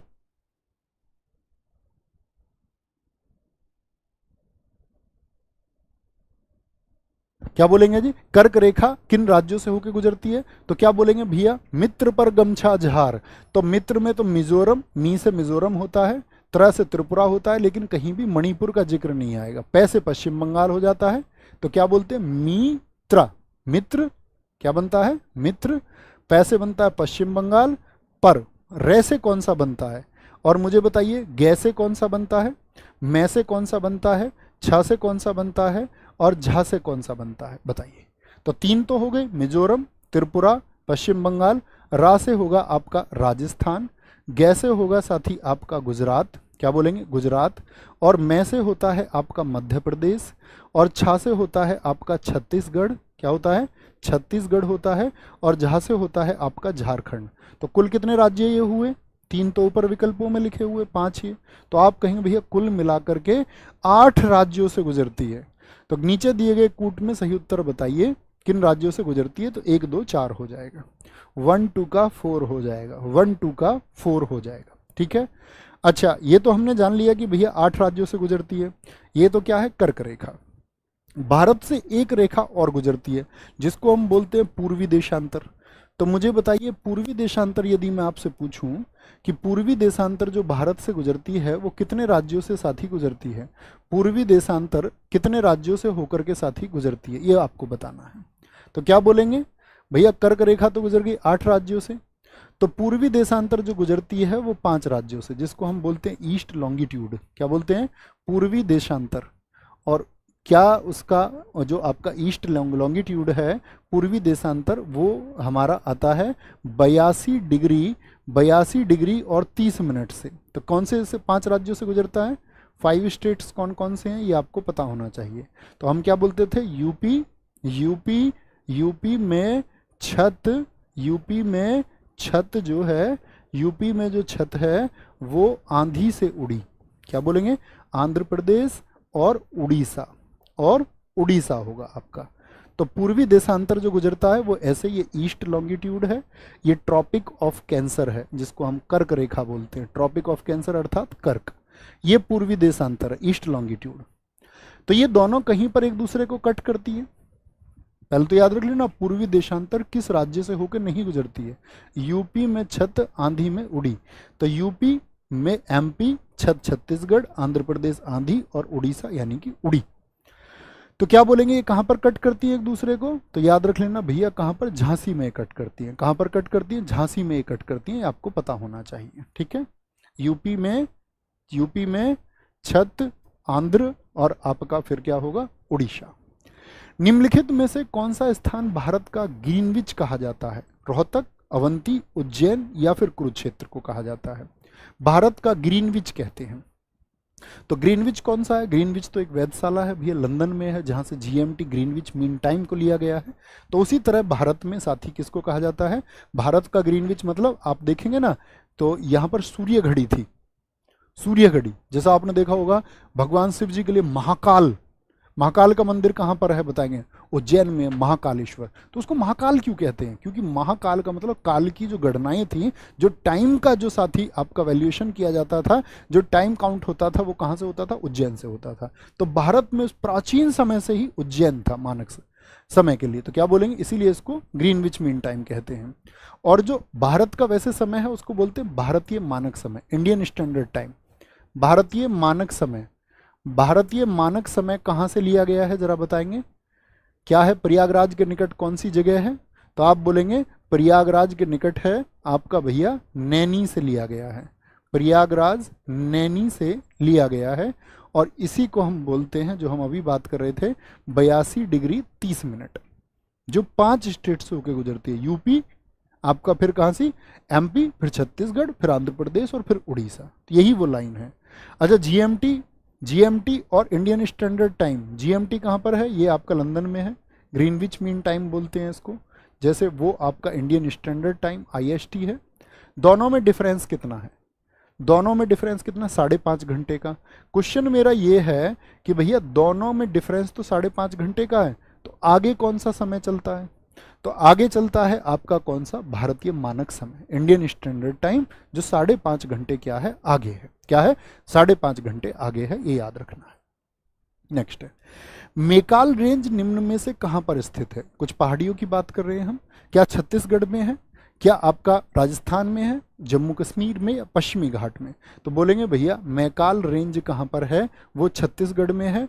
और इसी का जो शिखर है, जो सबसे ऊंचा शिखर है, वो अमरकंटक है।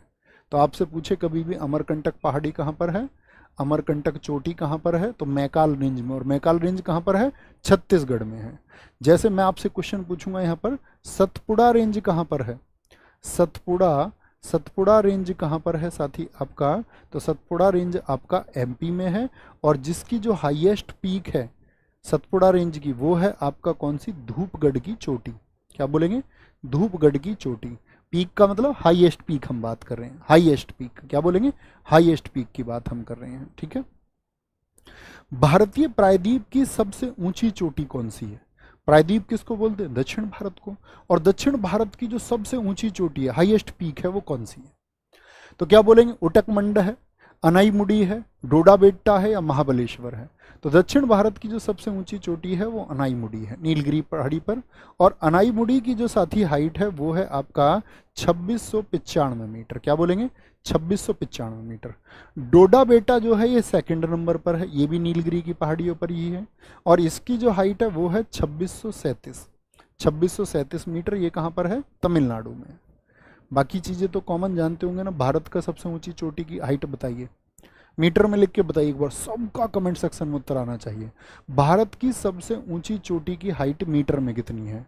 जैसे मैं एक विकल्प देता हूँ 8848 है, जैसे एक विकल्प में देता हूँ 8611 है, या एक विकल्प में देता हूँ 8588 है, या एक विकल्प में देता हूँ आपको 8544 मीटर है। इन चारों में से कौन सा चुनेंगे, भारत की सबसे ऊंची चोटी की हाइट। देखो मीटर लिख रहे हैं कुछ तो, अभी 2600 पे बिजी है।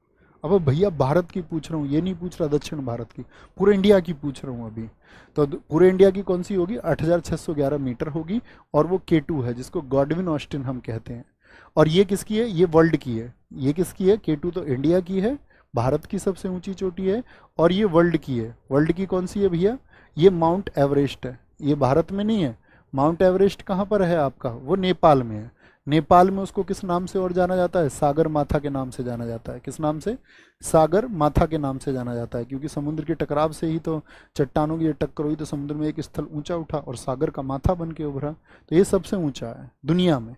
भारत की सबसे ऊंची गॉडविन ऑस्टिन अर्थात K2 है, जिसकी हाइट 8611 है। कितनी है, 8611 है।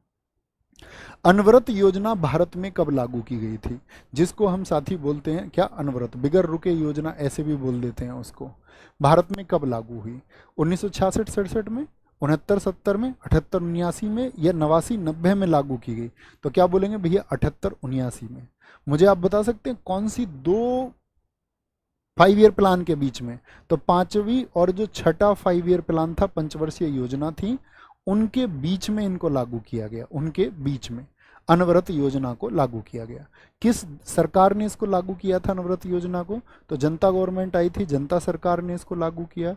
बहुत बार पूछा जाता है अनवरत योजना का जो मॉडल था वो कौन सा मॉडल था, तो गांधीवादी मॉडल था।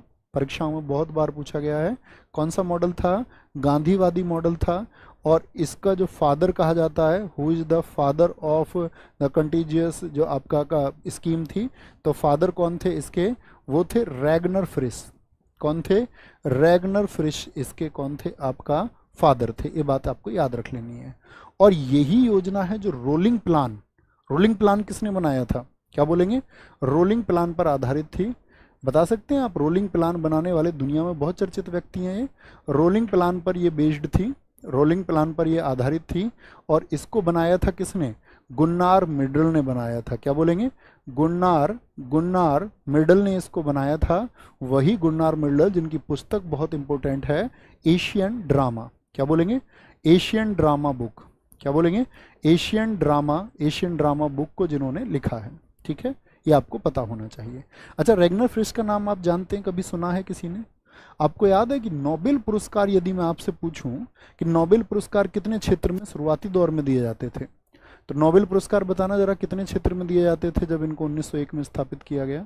तो आप बोलेंगे भैया नोबेल पुरस्कार एक तो फिजिक्स के लिए दिया जाता था, एक केमिस्ट्री के लिए दिया जाता था, एक मेडिसिन के लिए दिया जाता था, एक दोस्त आपका पीस के लिए दिया जाता था, यानी शांति के लिए दिया जाता था, और एक किस और फील्ड में दिया जाता था, फिजिक्स, केमिस्ट्री, मेडिसिन, चिकित्सा, और एक आपका पीस के लिए, और एक लिटरेचर के लिए, साहित्य के लिए। क्या इकोनॉमिक्स का दिया जाता था शुरुआत में, अर्थशास्त्र के लिए? नहीं, अर्थशास्त्र का तो पहली बार 1969 में दिया गया।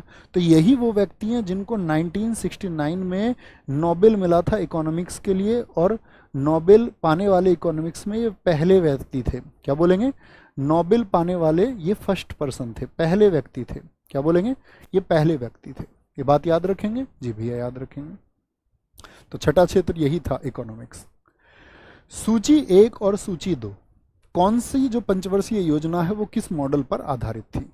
पहली पंचवर्षीय योजना जो कि 1950 से 1951 से ही बोले तो ज़्यादा ठीक है, 1951 से 56 चली। इसका मॉडल कौन सा था? तो पहली का था हेराल्ड डोमर, मतलब जिन व्यक्तियों ने प्लान दिया कि कैसे भाई, हमारा देश तब आज़ाद हुआ था, लोग ये कहते थे हमारा देश सर्वाइव भी नहीं करेगा, लेकिन हमारा देश बहुत अच्छे से चला। दूसरा जो चला 1951 से 56 तक आपका दूसरा 5 ईयर प्लान था। और दूसरा किस पर था आपका, महालनोबिस, जिनको भारतीय सांख्यिकी का जनक भी कहते हैं। तीसरी पंचवर्षीय योजना चली 1956 से 61, ठीक है। और तीसरा किस पर था आपका दोस्त, एस चक्रवर्ती मॉडल पर।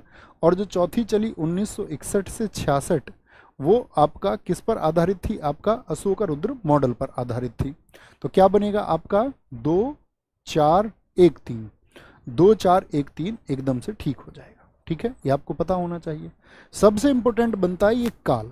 अब इसको देखिए एक बार, मुझे बताइए कितनी पंचवर्षीय योजनाएं कुल हमारे देश में सक्सीड कर पाई, कितनी पंचवर्षीय योजनाएं हमारे देश में टोटल हुई? तो अभी मैंने बताया पहली हेराल्ड डोमर पर कौन सी, 1950 से 1951 ही बोले, 1951 से 56, 1956 से लेकर के आपका 61 तक ये क्या थी, ये सेकंड थी, ये पहला 5 ईयर प्लान था, ये सेकंड 5 ईयर प्लान था। फिर 1900 आपका 61 से लेकर के 66 तक, और 66 के बाद में यहाँ पर गैप रहा है। ठीक है, 1966 के बाद में गैप रहा, 1969 से 1974 आई। फिर ये गैप याद रखना, यहाँ पूछे जाते हैं, इससे क्वेश्चन बनेगा। 1974 से 78 रहा, फिर जनता पार्टी की सरकार आ गई, यहाँ पर उसको बंद कर दिया गया, 2 साल तक के यहाँ गैप रहा, 1980, ये याद रखें। फिर 1980 से 85, और 1985 से आपका 90, और फिर यहाँ पर एक गैप है, और फिर कोई गैप नहीं है। तो आप अगर गैप याद रख लेंगे तो बाकी ईयर याद रहेंगे कि गैप कहाँ कहाँ पर है। तो फिर आपका आता है 1900 कहाँ से, 92 से 97, ठीक है। फिर 1997 से लेकर के सन 2002, और 2002 से वाले आपका कब तक चली, 7 तक चली। और 2007 से कब तक चली, 2007 से 12 तक चली। मुझे बताइए कौन से नंबर की है। और 2012 से लेकर के चलनी तो कब तक थी, बताइए, 5 साल का है तो 17 तक, लेकिन चली कब तक, 2015 तक। तो ये एंड कर दी गई, 12वीं पंचवर्षीय योजना थी। और 2015 में जो प्लानिंग कमीशन था, जो योजना आयोग था, प्लानिंग कमीशन जिसको हम बोलते हैं, क्या बोलते हैं, प्लानिंग कमीशन, योजना आयोग जो 1950 में स्थापित हुआ। योजना आयोग को क्या कर दिया गया दोस्त बताइए, योजना आयोग को भैया खत्म करके एक नया आयोग आ गया 2015 जनवरी में, जिसको हम नीति आयोग के नाम से जानते हैं। किस नाम से, नीति आयोग के नाम से जानते हैं, नीति आयोग। और नीति आयोग का मतलब क्या था, नेशनल इंस्टीट्यूट, इसका फुल फॉर्म बहुत इंपॉर्टेंट है, national institute for transforming India. किसके लिए था ये? National institute for transforming India था। ठीक है, अब यहाँ से क्वेश्चन बनेगा आपसे कि नीति आयोग का पहला अध्यक्ष कौन था, बताइए जरा। नीति आयोग का जो पहला अध्यक्ष था वो कौन था, बताएंगे एक बार, सारे दोस्तों का उत्तर आना चाहिए। तो नीति आयोग का जो अध्यक्ष होता है, ठीक है, नीति आयोग का जो अध्यक्ष होता है साथी आपका, तो पहले और दूसरे की क्या हो गया, पिछले दूसरे में गलत लिख गया है। अच्छा ये 56 से 61 यार, सॉरी, पहले और दूसरे का सेम है, 51 56, ये 56 से 61 होगा, 56 से 61 होगा, ये तो कर लिया करो यार। 61 से 66 होगा, मेरी गलती है, आई एम सॉरी। 66 से 1966 के बाद में यहाँ पर गैप था, 66 के बाद में ये 1969 से 74 होगा। ठीक है, ये मैंने लगातार लिख दिए, 1969 से 74 होगा, फिर इसके बाद में 78 के बाद में फिर गैप आया। अब ठीक है ना, थम्स अप करेंगे एक बार। मुझे बताओ कि कौन होता है अध्यक्ष। भैया आप कहेंगे कि जो पहले अध्यक्ष बने नीति आयोग के तो हमेशा प्रधानमंत्री होता है, तो 2015 में कौन है, 14 से प्रधानमंत्री कौन, नरेंद्र मोदी। तो पहले अध्यक्ष कौन नीति आयोग के, तो आप बोलेंगे नीति आयोग के पहले अध्यक्ष थे कौन जी, नरेंद्र मोदी। ठीक है, और अगर हम बात करें नीति आयोग के पहले उपाध्यक्ष, ये आपकी परीक्षा का प्रश्न है, इसको इंपोर्टेंट मार्क करके एग्जाम में लेके जाओ हॉल तक। तो पहले उपाध्यक्ष कौन थे आपका, तो आप बोलेंगे भैया अभी बहुत चर्चित रहे इसीलिए पूछे जाएंगे, अरविंद पनगड़िया। अभी बहुत चर्चित क्यों हुए जी, 2015 में बने थे। दरअसल में ये आपका दोस्त अभी क्या बन गए हैं, ये आपका जो 16वां फाइनेंस कमीशन बना, जो 16वां आपका वित्त आयोग बना, उसके अध्यक्ष होंगे। 16वें वित्त आयोग के कौन बन गए हैं, ये अध्यक्ष बन गए हैं। 16वें वित्त आयोग के कौन है, ये अध्यक्ष बन गए हैं। मुझे बताइए वर्तमान में कौन है इसके, वर्तमान में जो उपाध्यक्ष है वो कौन है नीति आयोग के। तो वर्तमान में जो साथी आपका कौन है, सुमन के बैरी हैं। क्या नाम है, सुमन के बैरी, ये वर्तमान में साथी आपका उपाध्यक्ष है। और वर्तमान में जो साथी आपका चीफ एग्जीक्यूटिव ऑफिसर है, मुख्य कार्याधिकारी हैं, वो कौन है, BVR सुब्रमण्यम है। कौन है, BVR सुब्रमण्यम है। मुझे बताइए नीति आयोग का हेडक्वार्टर कहाँ पर है। नीति आयोग जो है साथी आपका जो स्थापित हुआ 2015 में, इसका हेडक्वार्टर कहाँ पर है, तो नीति आयोग का हेडक्वार्टर है आपका नई दिल्ली में। क्या बोलेंगे, नीति आयोग का हेडक्वार्टर है नई दिल्ली में। ठीक है, कोई दिक्कत कोई परेशानी, आगे आएंगे। दुर्गापुर, भिलाई और राउरकेला स्टील संयंत्र स्थापित किए गए थे। कौन सी जो साथी आपका 5 ईयर प्लान था जिसमें इनको बनाया गया था। तो पहली पंचवर्षीय योजना में, या दूसरी पंचवर्षीय योजना थी, या तीसरी पंचवर्षीय योजना थी, या फिर आपका चौथी पंचवर्षीय योजना थी। तो क्या बोलेंगे आपका भैया कौन सी पंचवर्षीय योजना में, तो आप बोलेंगे जो दूसरी पंचवर्षीय योजना थी आपका 1956 से 61, उसमें इसको बनाया गया। दुर्गापुर कहाँ पर स्थित है बताएंगे, पश्चिम बंगाल में, वेस्ट बंगाल में। भिलाई कहाँ पर स्थित है साथी आपका, छत्तीसगढ़ में है। कहाँ पर है, छत्तीसगढ़ में है। और राउरकेला कहाँ पर है, ये उड़ीसा में है, उड़ीसा में है। मुझे बताइए दुर्गापुर जो साथी बनाया गया वो किसकी मदद से बनाया गया, मतलब किस देश की हमने मदद ली थी इन स्टील प्लांट्स को बनाने के लिए। तो दुर्गापुर जो बनाया गया दोस्त वो आपका ब्रिटेन की मदद से बनाया गया, पश्चिम बंगाल में। भलाई छत्तीसगढ़, हमारी भलाई कौन करता है भैया, रूस करता है, तो ये रूस की हेल्प से बनाया गया। और राउरकेला उड़ीसा, ये जर्मनी की हेल्प से बनाया गया। तीनों के तीनों बने आपके सेकंड 5 ईयर प्लान में। ठीक है, और सेकंड 5 ईयर प्लान मैंने अभी आपको बताया था PC महालनोबिस। किस मॉडल पर, PC महालनोबिस ने ही ये विचार दिया था। यही व्यक्ति थे जिन्होंने कहा कि हमको अपना प्रोडक्शन बढ़ाना पड़ेगा। लेकिन बाद में एक प्लांट और बना था, बोकारो स्टील प्लांट। ये बताना ये किस पंचवर्षीय योजना में बना था और किस राज्य में स्थित है। बोकारो स्टील प्लांट किस राज्य में साथी स्थित है, तो बोकारो स्टील प्लांट ये आपका झारखंड में 1964 में स्थापित हुआ। झारखंड में 1964 में स्थापित हुआ था दोस्त, 1964 में। और ये हमने रूस की हेल्प से स्थापित किया। किसकी हेल्प से, रूस की हेल्प से। अब 1964 का मतलब कौन सा 5 ईयर प्लान था, सोच के बताइए। पहला 1951-56, दूसरा 56 से 61 और तीसरा 61 से 66। तो 1961 से 66 के बीच में आएगा, यानी थर्ड 5 ईयर प्लान में। कौन सी योजना में, तीसरे 5 ईयर प्लान में, तीसरी पंचवर्षीय योजना में इसको साथ ही स्थापित किया गया था। ठीक है जी। प्रथम पंचवर्षीय योजना जो थी उसकी सफलता का मुख्य कारण क्या था। भाई हमारा देश आज़ाद हुआ, हम एकदम से आपका ऐसे समझो इकोनॉमिक डेप्ट में थे हम लोग। कर्जे में थे हम, अंग्रेजों ने तो ऐसे छोड़ दिया उस हालात में कि भैया सर्वाइवल भी मुश्किल है। तो भूमि सुधार हमने कर लिए उस वजह से 1951 के। क्या आपका औद्योगिक विकास एकदम से हो गया? नहीं जी। क्या सिंचाई के साधन एकदम से? नहीं। मानसून अनुकूल रहे हमारे, प्रकृति ने हमारी मदद की है, बात याद रखेंगे। और पहली जो पंचवर्षीय योजना है उसका समय याद रख लेना, 1 अप्रैल 1951 से लेकर के, क्योंकि इसका समय भी पूछा जाता है, 31 मार्च 1956 था। इसकी डेट भी याद रख लेना मेरे दोस्त, बहुत इंपॉर्टेंट है। और इसमें हम जो टारगेट लेके चले थे कि जीडीपी में हमारी जो टोटल वृद्धि होगी 2.1 की होगी, लेकिन हमने पाया कितना? 3.6% हमने पाया था। तो इसका लक्ष्य भी पूछा जाता है कि क्या लक्ष्य हम लेके चले थे, क्या टारगेट था हमारा, कितनी ग्रोथ का टारगेट था। योजना आयोग का अंत किस प्रधानमंत्री ने किया? तो योजना आयोग का 2015 में आपका अंत हो गया। और मैंने बताया कि कौन थे आपके इसके पहले अध्यक्ष, तो अंत कर दिया योजना आयोग का किसने? नरेंद्र मोदी ने योजना आयोग का क्या कर दिया? अंत कर दिया। ये याद रख लेना, ठीक है। और अगर मैं बात करूं योजना आयोग का जो गठन हुआ था वो किसने किया था?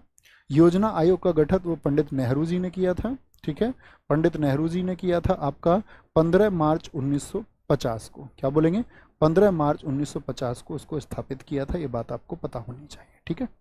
नेक्स्ट, भारत की राष्ट्रीय आय में किस क्षेत्र का योगदान सबसे अधिक है? जो भारत की नेशनल इनकम है, टोटल हमारा देश क्या कमाता है, उसमें सबसे बड़ा जो योगदान है, तो क्या वो पहले क्षेत्र का है?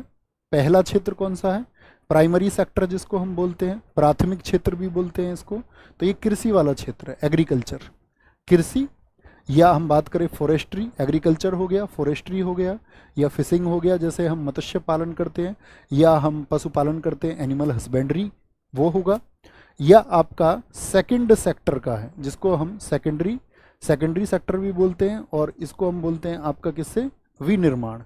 विनिर्माण का मतलब होता है आपका किसको? विनिर्माण से क्या मतलब होता है आपका?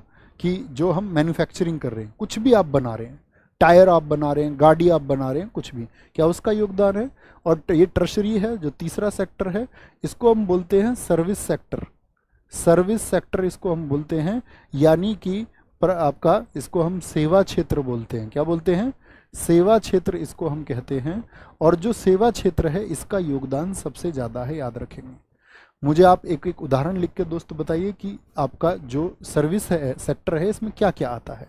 तो सर्विस सेक्टर की अगर दोस्त हम बात करते हैं, इसमें हमारा क्या आता है? हॉस्पिटल आता है, बैंकिंग आता है, ठीक है, एजुकेशन आता है, आदि ये किस में आते हैं? हमारा क्या बोलेंगे? ये सभी हमारे सेवा क्षेत्र के अंतर्गत आते हैं, और नेशनल इनकम में इसी का पार्ट सबसे ज़्यादा है। ओके। अगर मैं साइंस के क्वेश्चंस की बात करूं, आपने जीएस स्ट्रेटजी की वीडियो देख ली अभी या नहीं देखी है? यस और नो? मैंने बनाई हुई है चैनल पे, उसको आप देख सकते हैं।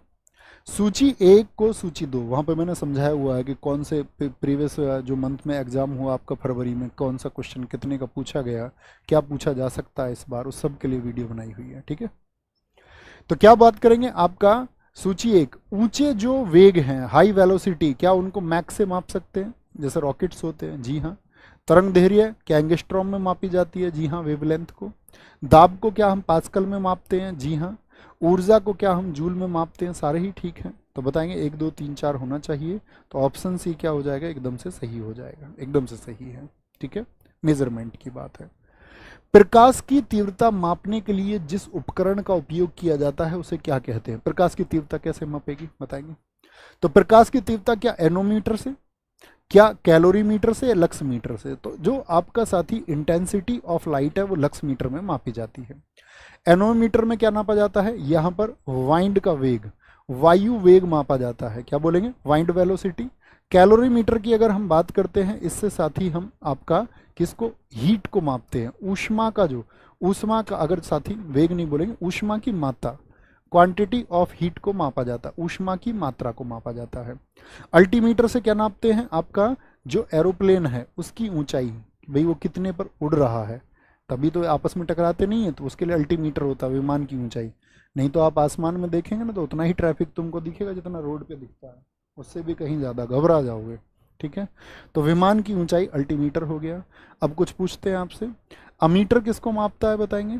अमीटर में क्या नापते हैं? तो इसमें क्या नापेंगे? आपका विद्युत धारा को नापते हैं। किसको? इलेक्ट्रिक करंट को, किसको? इलेक्ट्रिक करंट को अमीटर में मापा जाता है, ठीक है। एरोमीटर में क्या मापते हैं? एरोमीटर। एरोमीटर किसको मापता है? तो एरोमीटर जो है साथी वायु और गैस का घनत्व नापता है। क्या? जो वाइंड है और जो गैस है उसकी डेंसिटी को मेजर करता है, वायु और गैस का घनत्व। बैरोमीटर किसको नापता है? बैरोमीटर बहुत इंपॉर्टेंट, मार्क करके लिखना। तो भैया ये आपका किसका? वायु दाब को, एटमॉस्फेरिक जो प्रेशर होता है उसको मापता है। फैदोमीटर में क्या नापा जाता है? फैदोमीटर में समुद्र की गहराई, डेप्थ ऑफ सी। क्या बोलेंगे? समुद्र की गहराई, डेप्थ ऑफ सी, समुद्र की गहराई को मापा जाता है। हाइड्रोमीटर में क्या नापा जाता है? हाइड्रोमीटर। हाइड्रोमीटर में साथी हम नापेंगे हमेशा किसी भी जो आपका लिक्विड है उसकी डेंसिटी को, लिक्विड डेंसिटी यानी द्रव के घनत्व को। लेकिन हाइग्रोमीटर, हाइड्रो और हाइग्रो दोनों को इंपॉर्टेंट लिखिए, परीक्षा के लिए उतना ही जरूरी है। हाइग्रोमीटर में जो साथी मापा जाता है वो आपका किसको? आर्द्रता को, ह्यूमिडिटी को मापा जाता है। किसको? ह्यूमिडिटी को मापा जाता है। पायरोमीटर की अगर हम बात करते हैं, पायरोमीटर ऊंचे ताप के लिए होता है। क्या बोलेंगे? ऊंचे तापमान के लिए, जो हाई टेम्परेचर्स होते हैं ऊंचे तापमान के लिए हम पायरोमीटर का इस्तेमाल करते हैं। ठीक है साथी, गलती तो नहीं करेंगे, ठीक है, ये बहुत इंपॉर्टेंट है। नेक्स्ट है पीएच में पी का पूर्ण रूप क्या है? पी से पीएच केमिस्ट्री के लिए बहुत जरूरी है। तो क्या बोलेंगे भैया? अगर हम बात करते हैं पीएच, पीएच पहले तो ये पता होना चाहिए 0, 7 और आपका 14, ये सभी जानते होंगे क्या? मुझे बताइए, ये होता है पोटेंज ऑफ हाइड्रोजन। क्या होता है? पोटेंज, पोटेंज, पोटेंज ऑफ हाइड्रोजन होता है, ठीक है, पोटेंज ऑफ हाइड्रोजन। तो पीएच स्केल किसने बनाया? इस स्केल को किसने बनाया था? पीएच स्केल जो बनाया था वो सोरेनसेन ने बनाया था। किसने? सोरेनसेन ने बनाया था, ये बात आपको पता होनी चाहिए, ठीक है। तो 0 से 7 तक क्या होता है? 0 से 7 तक नहीं, 0 से लेकर 7 से कम तक वो अम्लीय प्रकृति होती है। अम्लीय, जिसको हम एसिडिक बोलते हैं, जो स्वाद में क्या होते हैं? आपका खट्टे होते हैं। 7 पर क्या हो जाता है? आपका उदासीन हो जाता है, न्यूट्रल हो जाता है, जैसे जल है, ठीक है, उसकी पीएच वैल्यू 7 होती है। 7 से ज़्यादा और 14 तक जो होती है वो कैसी आपकी साथी प्रॉपर्टी होती है? वो क्षारीय होती है, बेस, अल्कलीन जिसको हम बोलते हैं, ये कैसी होती है? ये बेस होता है, ठीक है, बेस होता है। ये पीएच वैल्यू से क्वेश्चन पूछे जाएंगे, मैं बताऊंगा अगले आने वाली कक्षाओं में। इतना याद रखेंगे, 0 से लेकर 7 मत कहना, 0 से लेकर 7 से कम तक, क्योंकि 7 होते ही क्या हो जाएगा? उदासीन हो जाएगा। जैसे मैं बोलूँ अम्ल क्या है? अम्ल क्या है? ऐसे परीक्षा में प्रश्न आया आपसे, व्हाट इज द एसिड? आपसे बोलेगा पीएच वैल्यू के अनुसार, पीएच वैल्यू के अनुसार 0 से लेकर 7 तक, ठीक है, 0 से शुरू होके 7 से कम, 7 से कम, 0 से 14 तक, 0 से 14 तक, या 0 से 8 तक। क्या चुनेंगे जरा बताना? अम्ल कहाँ से कहाँ तक आएगा? ए बी सी डी, सारे साथियों का उत्तर आना चाहिए, ए बी सी या डी। क्या चुनेंगे भाई? तो जैसे ही आप लिख देंगे 0 से 7 तक, तो 7 पे तो उदासीन हो जाता है, तो 7 तक को शामिल नहीं करना है, ठीक है, 7 तक को नहीं, 0 से लेकर 7 से कम तक होता है वो, 7 होते ही तो उदासीन हो जाएगा, ये बात याद रखेंगे, ठीक है। तो क्या बोलेंगे? ऑप्शन बी एकदम सही होगा। नेक्स्ट है फोटोग्राफी में निम्नलिखित में से किस अम्ल का प्रयोग किया जाता है? फार्मिक अम्ल का। तो फार्मिक अम्ल तो किस में होता है? HCOH। ये किस में होता है? ये तो भैया डंक वाली चीज़ों में होता है, डंक जो काटती हैं, जैसे आपका चींटी हो गया, चींटी हो गया, मधुमक्खी हो गया, ततैया हो गया, ततैया देखा पीला सा सुझाव देता है वो भी आंखों को, मधुमक्खी हो गई आपका, और किस में हो सकता है? बिच्छू हो गया, बिच्छू, बिच्छू, ठीक है। इन सभी में क्या होता है? फॉर्मिक एसिड होता है, और इसी फॉर्मिक एसिड को दोस्त हम बोलते हैं मैथोनोइक एसिड। कई बार नाम पूछा जाता है कि चींटी में कौन सा अम्ल पाया जाता है? मैथोनोइक एसिड इसको हम बोलते हैं, मैथोनोइक एसिड, ठीक है। ऑक्जेलिक एसिड पाया जाता है क्या इसमें फोटोग्राफी में? क्या बोलेंगे? जी भैया, ऑक्जेलिक अम्ल का इसमें प्रयोग होता है। लेकिन ऑक्जेलिक अम्ल जो होता है ना, ये टमाटर और पालक में भी पाया जाता है, टमाटर और पालक में भी ये पाया जाता है, ठीक है। सिट्रिक अम्ल किस में पाया जाएगा दोस्त? ये खट्टे फलों में पाया जाता है, जैसे नींबू हो गया, आपका अंगूर हो गया, इमली हो गया, इनमें खट्टे फलों में पाया जाता है सिट्रिक एसिड, ठीक है। एसिटिक अम्ल किस में पाया जाता है? ये सिरके में पाया जाता है, सिरके में पाया जाता है। तो क्वेश्चन हमारा था कि फोटोग्राफी जो होती है, तो फोटोग्राफी में जो है किस अम्ल का प्रयोग होता है, वो होता है ऑक्जेलिक अम्ल का। यहीं पर क्वेश्चन पूछा जाएगा आपसे कि फोटोग्राफी में जो पिक्चर एकदम से फिक्स रहें, फोटोग्राफी में फिक्सर कौन सा सॉल्यूशन होता है। तो फोटोग्राफी में जो फिक्सर होता है, जो स्थायीकरण के लिए होता है, वो सोडियम थायोसल्फेट होता है। क्या होता है? सोडियम थायोसल्फेट होता है।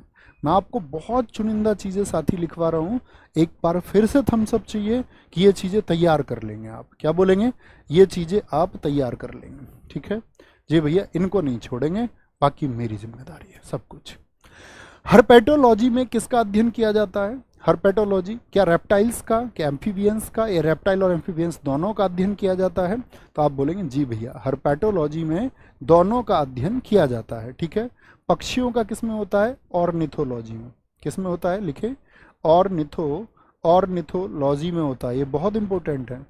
एंटोमोलॉजी में, एंटोमोलॉजी में आपने 17-18 में जो पेपर हुए उनको पढ़ा था या नहीं पढ़ा? उनके जीएस के पार्ट को अंदाजा लगाया देख के उनको कि भाई कैसे पेपर हुए थे? देखा भी है या नहीं? बताओ यस और नो। एंटोमोलॉजी में किसका अध्ययन होता है? अभी मैं बताऊंगा, एक क्वेश्चन पूछूंगा, मैं पूछूंगा कि भाई कौन सा प्रश्न आया था, तब बताएंगे कि आपने पढ़ा भी है या नहीं पढ़ा, कितने सिंसियर छात्र आप हैं, तब पता चलेगा। इक्थियोलॉजी में किसका अध्ययन होता है? इक्थियोलॉजी में मछलियों का, यानी कि स्टडी ऑफ फिशेज होती है। ऑफियोलॉजी में आपसे पूछूं, ओफियो, OPHIO, ओफियोलॉजी में किसका अध्ययन होता है? स्टडी ऑफ स्नेक्स होती है, सर्पों का अध्ययन होता है। सोरोलॉजी में किसका अध्ययन होता है? सोरोलॉजी में क्या बोलेंगे? सोरोलॉजी में किसका अध्ययन होता है? तो वो होता है आपका सोरोलॉजी में छिपकली का। छिपकली क्या बोलते हैं हम? लिजार्ड्स, स्टडी ऑफ लिजार्ड्स होती है, ठीक है। अर्कनोलॉजी में किसका अध्ययन होता है? अर्कनोलॉजी में किसका अध्ययन होता है? ये होता है आपका मकड़ी का। किसका? मकड़ी का अध्ययन होता है। किसका? यानी कि स्पाइडर्स का अध्ययन होता है, स्टडी ऑफ स्पाइडर्स। मैलिटोलॉजी में किसका अध्ययन होता है? मैलिटोलॉजी में किसकी पढ़ाई होती है? तो मैलिटोलॉजी में साथी जो अध्ययन होता है वो होता है बीज का, हनी बीज, मधुमक्खी का। किसका? मधुमक्खी का। अच्छा मुझे बताइए, मधुमक्खी का पालन क्या कहलाता है? मधुमक्खी पालन क्या कहलाता है, मुझे ये बताएं। मधुमक्खी पालन क्या कहलाता है? मधुमक्खी पालन, इसको हम बोलते हैं भैया क्या? एपीकल्चर। क्या बोलेंगे? एपीकल्चर इसको हम कहते हैं, एपीकल्चर इसको हम बोलते हैं।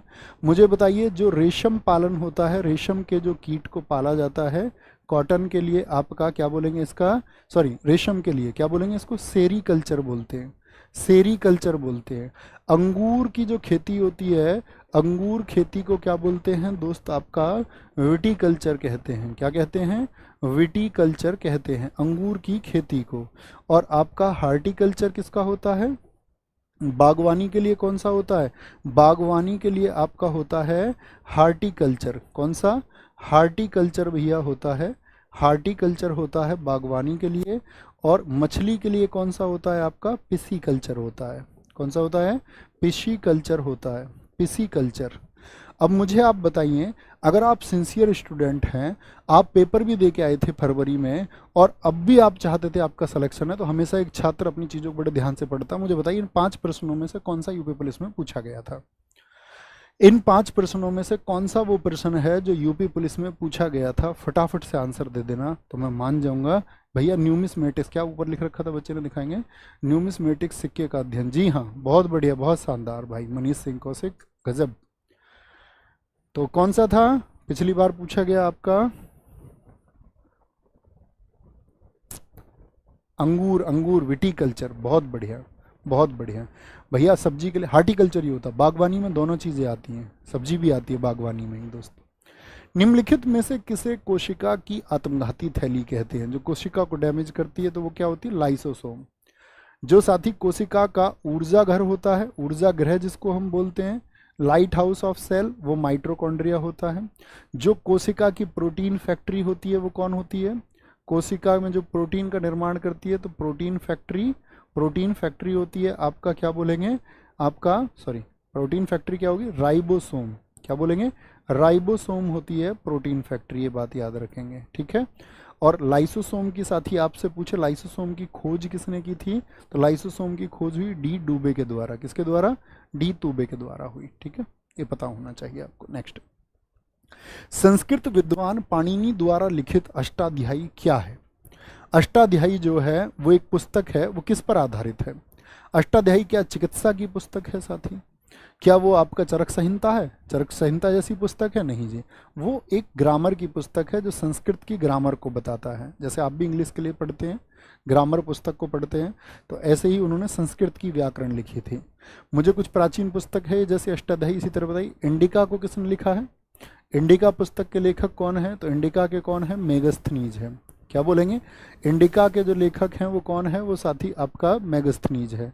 मुझे बताओ दोस्त, ऐसी ही पुस्तक पूछूंगा, मेघदूत और कुमार संभवम किसने लिखी है?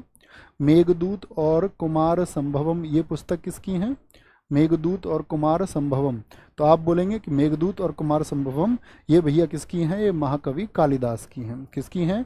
महाकवि कालिदास की हैं, ये याद रख लेना।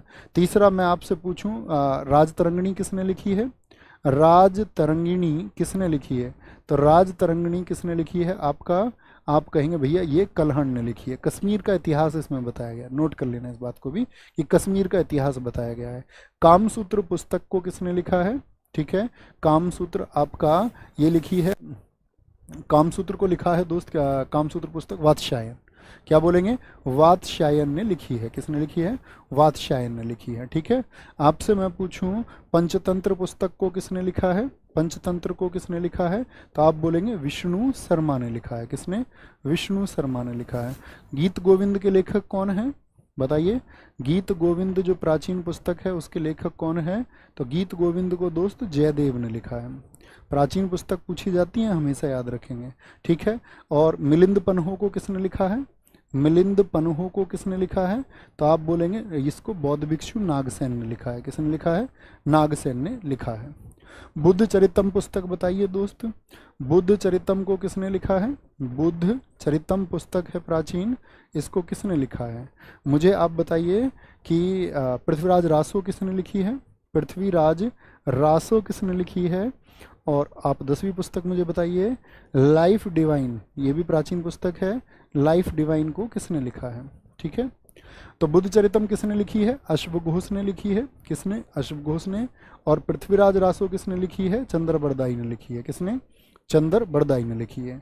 लाइफ डिवाइन किसने लिखी है दोस्त आपका? अरविंद घोष ने लिखी है। किसने लिखी है? अरविंद घोष ने लिखी है। क्या बोलेंगे? अरविंद घोष ने लिखी है, ठीक है। नेक्स्ट, भारत रत्न प्राप्तकर्ता का नाम बताइए जो एक समाज सुधारक और शिक्षक थे। उन्होंने महिलाओं के उत्थान में महत्वपूर्ण भूमिका निभाई, महिलाओं के उत्थान में, और साथ में भारत रत्न भी उनको मिला। क्या विधान चंद्र राय थे? इन्होंने तो पूरे समाज का उत्थान किया। इन्हीं की याद में हम चिकित्सक दिवस मनाते हैं, डॉक्टर्स डे। बताइए जरा, डॉक्टर्स डे कब बनता है भैया? 1 जुलाई को बनता है। उसी दिन हम CA डे, उसी दिन हम GST डे भी मनाते हैं, ठीक है। और आपका विधान चंद्र राय, इनको तो 1961 में मिला भारत रत्न। M विश्वेश्वरैया, ये भी इंपॉर्टेंट नहीं। गोविंद वल्लभ पंत यूपी के पहले CM थे भैया, इनको 1957 में भारत रत्न मिला। यूपी के CM थे ये पहले, 1957 में भारत रत्न सबसे बड़ा पुरस्कार पा चुके हैं। और महिला शिक्षा के लिए, महिला सुधार के लिए इन्होंने श्री नाथीबाई ठाकर सी स्कूल खोला था, SNDT विद्यालय। और इनके जन्मदिन के कौन से साल पर इनको गवर्नमेंट ने ये पुरस्कार दिया था? तो क्या बोलेंगे भैया? 1858 में इनका जन्म हुआ था। और 100 वर्ष जब इनके पूरे हो गए तो 1958 में इनको भारत रत्न सरकार ने दिया था। तो SSC तो क्वेश्चन पूछती है एक, लेकिन SSC की जैसी स्टैटिक जीके यूपी में नहीं पूछी जाएगी। इस बात के लिए क्लियर पिक्चर रखें। बहुत से लोग, मैं आपसे कह सकता हूँ, मेरी बहुत सारी स्टैटिक की वीडियोस हैं, मैं आपसे ये कहूँ उन्हें जाके देखिए, कोई अर्थ ही नहीं बनता। वो SSC की स्टैटिक जीके का लीनियंट अलग है ना। लोग अपने व्यूज बढ़ाने के लिए बाकी के लिए कुछ बोलें तो उसका कोई मतलब नहीं है, ठीक है। SSC के जैसी स्टैटिक जीके कोई पूछेगा तो आप उसको तैयार भी करते रहेंगे, 15 दिन में उसका 5% भी तैयार नहीं होगा, ठीक है। बेसिक पूछी जाती है स्टैटिक जीके और आप कर सकते हैं उसको आराम से, उसको हम यहाँ टैकल कर लेंगे। 1858 कितने साल पे मिला था? बोलेंगे 100वें वर्ष पर मिला। मुझे बताइए भारत रत्न पुरस्कार की शुरुआत कब हुई थी? ये भारत का सबसे बड़ा पुरस्कार है। दूसरा पुरस्कार कौन सा है सबसे बड़ा? वो भैया भारत रत्न के बाद में पद्म विभूषण है, कौन सा है? दूसरे नंबर पर कौन आता है? पद्म विभूषण आता है। तीसरे पर कौन आता है? वो दोस्त आपका पद्म भूषण आता है। और चौथे पर कौन आता है? शीर्ष क्रम में वो पद्मश्री आता है। कौन आता है? पद्मश्री आता है। ठीक है, तो भारत रत्न जो शुरू हुए वो 1954 में शुरू हुए। कब हुए? 1954। सबसे पहले किसको मिला? सर्वपल्ली राधाकृष्णन को मिला। सी राजगोपालाचारी और आपका साथ में जो पहले वैज्ञानिक सीवी रमन जो थे उनको इन्हीं के साथ में मिला। तो सबसे पहले किसको मिला? सर्वपल्ली राधाकृष्णन, 1954। फिर आपसे पूछेगा सबसे पहले मरणोपरांत किसको भारत रत्न मिला? सबसे पहले मरणोपरांत किसको मिला था, बताएंगे? गजब का प्रश्न है। सबसे पहले मरणोपरांत 1966 में मिला और लाल बहादुर शास्त्री जी को मिला, क्योंकि 64 से 66 तक ये हमारे देश के पीएम रहे थे लाल बहादुर शास्त्री जी। क्या बोलेंगे? लाल बहादुर शास्त्री जी। ठीक है, बड़े साधारण इंसान थे। इनके बेटे की स्कूल की नोटबुक में लिखा हुआ था एड्रेस पीएम आवास। तो जो इनके बेटे थे उनसे इनके गुरुजी ने पूछा था, इनके बेटे गुरुजी ने, पीएम आवास देखा एड्रेस पर, तुम्हारे पिताजी पीएम आवास में काम करते हैं? उसने बोला नहीं, मेरे पिताजी पीएम ही हैं। तो इतनी सरलता भी कि किसी उनके बेटे तक को जो जिस स्कूल में पढ़ते हैं कि वहाँ तक ना पता हो कि किसी पिताजी प्रधानमंत्री हैं। ये देश का सौभाग्य है कि ऐसे व्यक्ति देश के प्रधानमंत्री हुए। सबसे पहले मरणोपरांत, ठीक है। सबसे पहले महिला कौन है, मुझे बताइए? सबसे पहले भारत रत्न पाने वाली महिला कौन है? तो आप क्या बोलेंगे? वो भैया इंदिरा गांधी जी हैं, 1971 में इंदिरा गांधी जी हैं सबसे पहले। इंदिरा गांधी जी को मिला, इंदिरा गांधी जी को मिला। ठीक है, मुझे बताएंगे पहले विदेशी कौन है भारत रत्न पाने वाले? पहले विदेशी जिनको हम सीमांत गांधी के नाम से जानते हैं, फ्रंटियर गांधी के नाम से जानते हैं, खान अब्दुल गफ्फार खान। क्या बोलेंगे? सीमांत गांधी थे अब्दुल गफ्फार खान, भारत के एकदम समर्थक। खान अब्दुल गफ्फार खान, पाकिस्तान के एकदम विरोधी।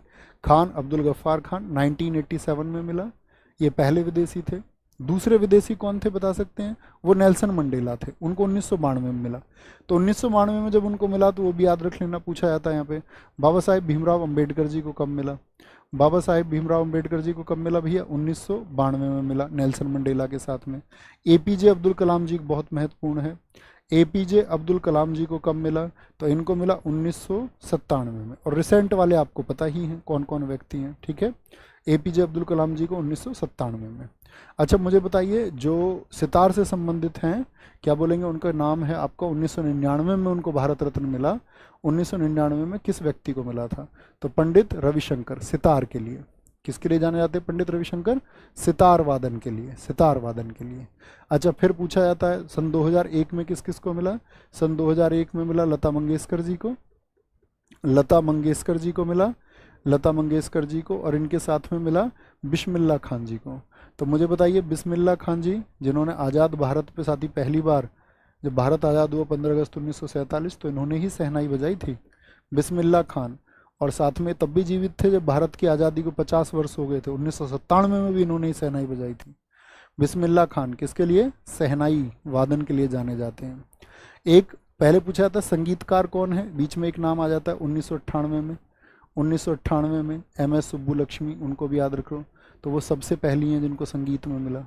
एम एस सुब्बुलक्ष्मी भारत रत्न पाने वाली पहली महिला संगीतकार है। नहीं तो लोग लता मंगेशकर जी को चुन लेते हैं, गलती हो जाती है ना। आप लोग नहीं करेंगे। नेक्स्ट, रमन मैग्सेसे पुरस्कार किस वर्ष में स्थापित किया गया था?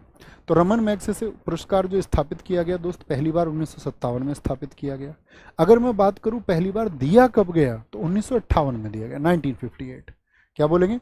1958 में पहली बार दिया गया। और किस सरकार द्वारा दिया जाता है? फिलीपींस की सरकार द्वारा, क्योंकि उनके राष्ट्रपति थे तीसरे जिनका नाम था रमन मैग्सेसे। ठीक है, फिलीपींस सरकार द्वारा दिया जाता है। और 1958 में पहली बार जो भूदान आंदोलन के प्रणेता थे विनोबा भावे जी को यह दिया गया था, विनोबा भावे जी को यह दिया गया था। 1959 में दूसरे व्यक्ति कौन थे? वो भी भारतीय थे, सीडी देशमुख, जो रिजर्व बैंक के गवर्नर भी रह चुके थे, सीडी देशमुख जी को। और तीसरे जो व्यक्ति बने आपका 1962 में, वो मदर टेरेसा।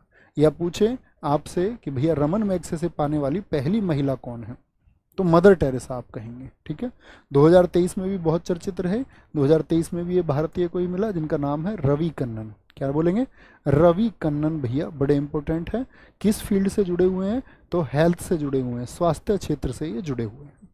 रमन मैग्सेसे पुरस्कार ही है दोस्त, जिसको हम क्या बोलते हैं? Nobel of Asia. एशिया का नोबेल इसको कहा जाता है, ठीक है। क्या कहते हैं इसको? एशिया का नोबेल इसको हम कहते हैं, ये बात याद रखेंगे, ठीक है। फिलीपींस सरकार द्वारा। अच्छा, आप मुझे बता सकते हैं, फिलीपींस बड़ा चर्चित है, और ये जो पुरस्कार है ये कहाँ दिए जाते हैं? मनीला में दिए जाते हैं, मनीला में। मनीला में आप बता सकते हैं हेडक्वार्टर कौन सा सबसे महत्वपूर्ण है?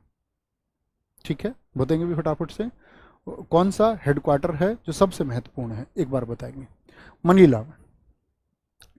भैया जी शायद मैंने बाबा साहेब भीमराव अम्बेडकर जी का भारत रत्न भैया यहाँ पर गलत कर दिया, मैं देख लेता हूँ एक बार। 1990 होना चाहिए, मैंने गलती पूर्वक कुछ गलत लिख दिया है शायद। बाबा साहेब 1990 होंगे भाई, यहाँ देखो इसमें करेक्ट करेंगे एक बार। 1990 1990 1990 1990 ठीक होगा। 1992 में तो सत्यजीत रे, और 1992 में ही एक वो व्यक्ति थे जिन्होंने अबुल कलाम जी को, अब्दुल कलाम नहीं, अबुल कलाम, जो भारत के पहले शिक्षा मंत्री थे, तो उन्होंने आपका पुरस्कार लेने से मना कर दिया था, भारत रत्न तो इंडियन गवर्नमेंट ने उनको 1992 में दिया था। 1992 इनका नहीं है, उन दोनों का है, ठीक है। 1990 एकदम से सही होगा दोस्त, इसको करेक्ट करेंगे, एक बार थम्सअप करेंगे, एक बार थम्सअप करेंगे दोस्त कि भैया करेक्ट कर चुके हैं हम इसको। अभी मैंने एक भाई का कमेंट देखा, उस चीज़ के लिए रियली सॉरी। कभी भी बोलेंगे बहुत बढ़िया। आपने बताया मनीला में भैया एशियाई विकास बैंक का मुख्यालय स्थित है, किसका? मनीला में किसका है? एक मिनट, एशियाई विकास बैंक का, कहाँ चल रहे थे हम? हाँ यहाँ पर। तो मनीला में क्या है? एशियाई विकास बैंक, एक ये एशियन डेवलपमेंट बैंक का क्या है? हेडक्वार्टर है। अच्छा, एडीबी की स्थापना कब हुई थी? तो आप बोलेंगे 1966 में हुई थी। क्या बोलेंगे? 1966 में हुई थी। अब आएंगे इस पर।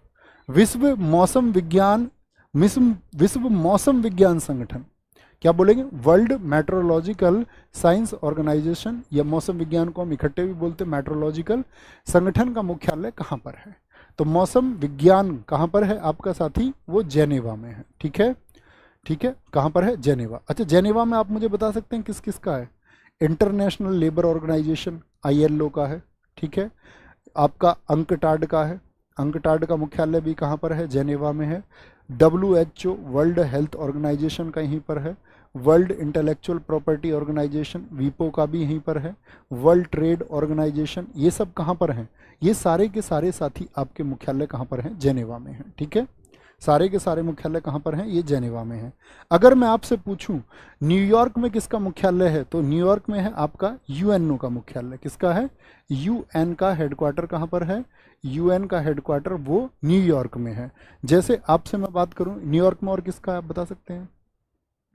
न्यूयॉर्क में और किसका? जैसे यूनेस्को का मुख्यालय मैं आपसे पूछूं, यूनेस्को का मुख्यालय कहाँ पर है? वो पेरिस में है यूनेस्को का।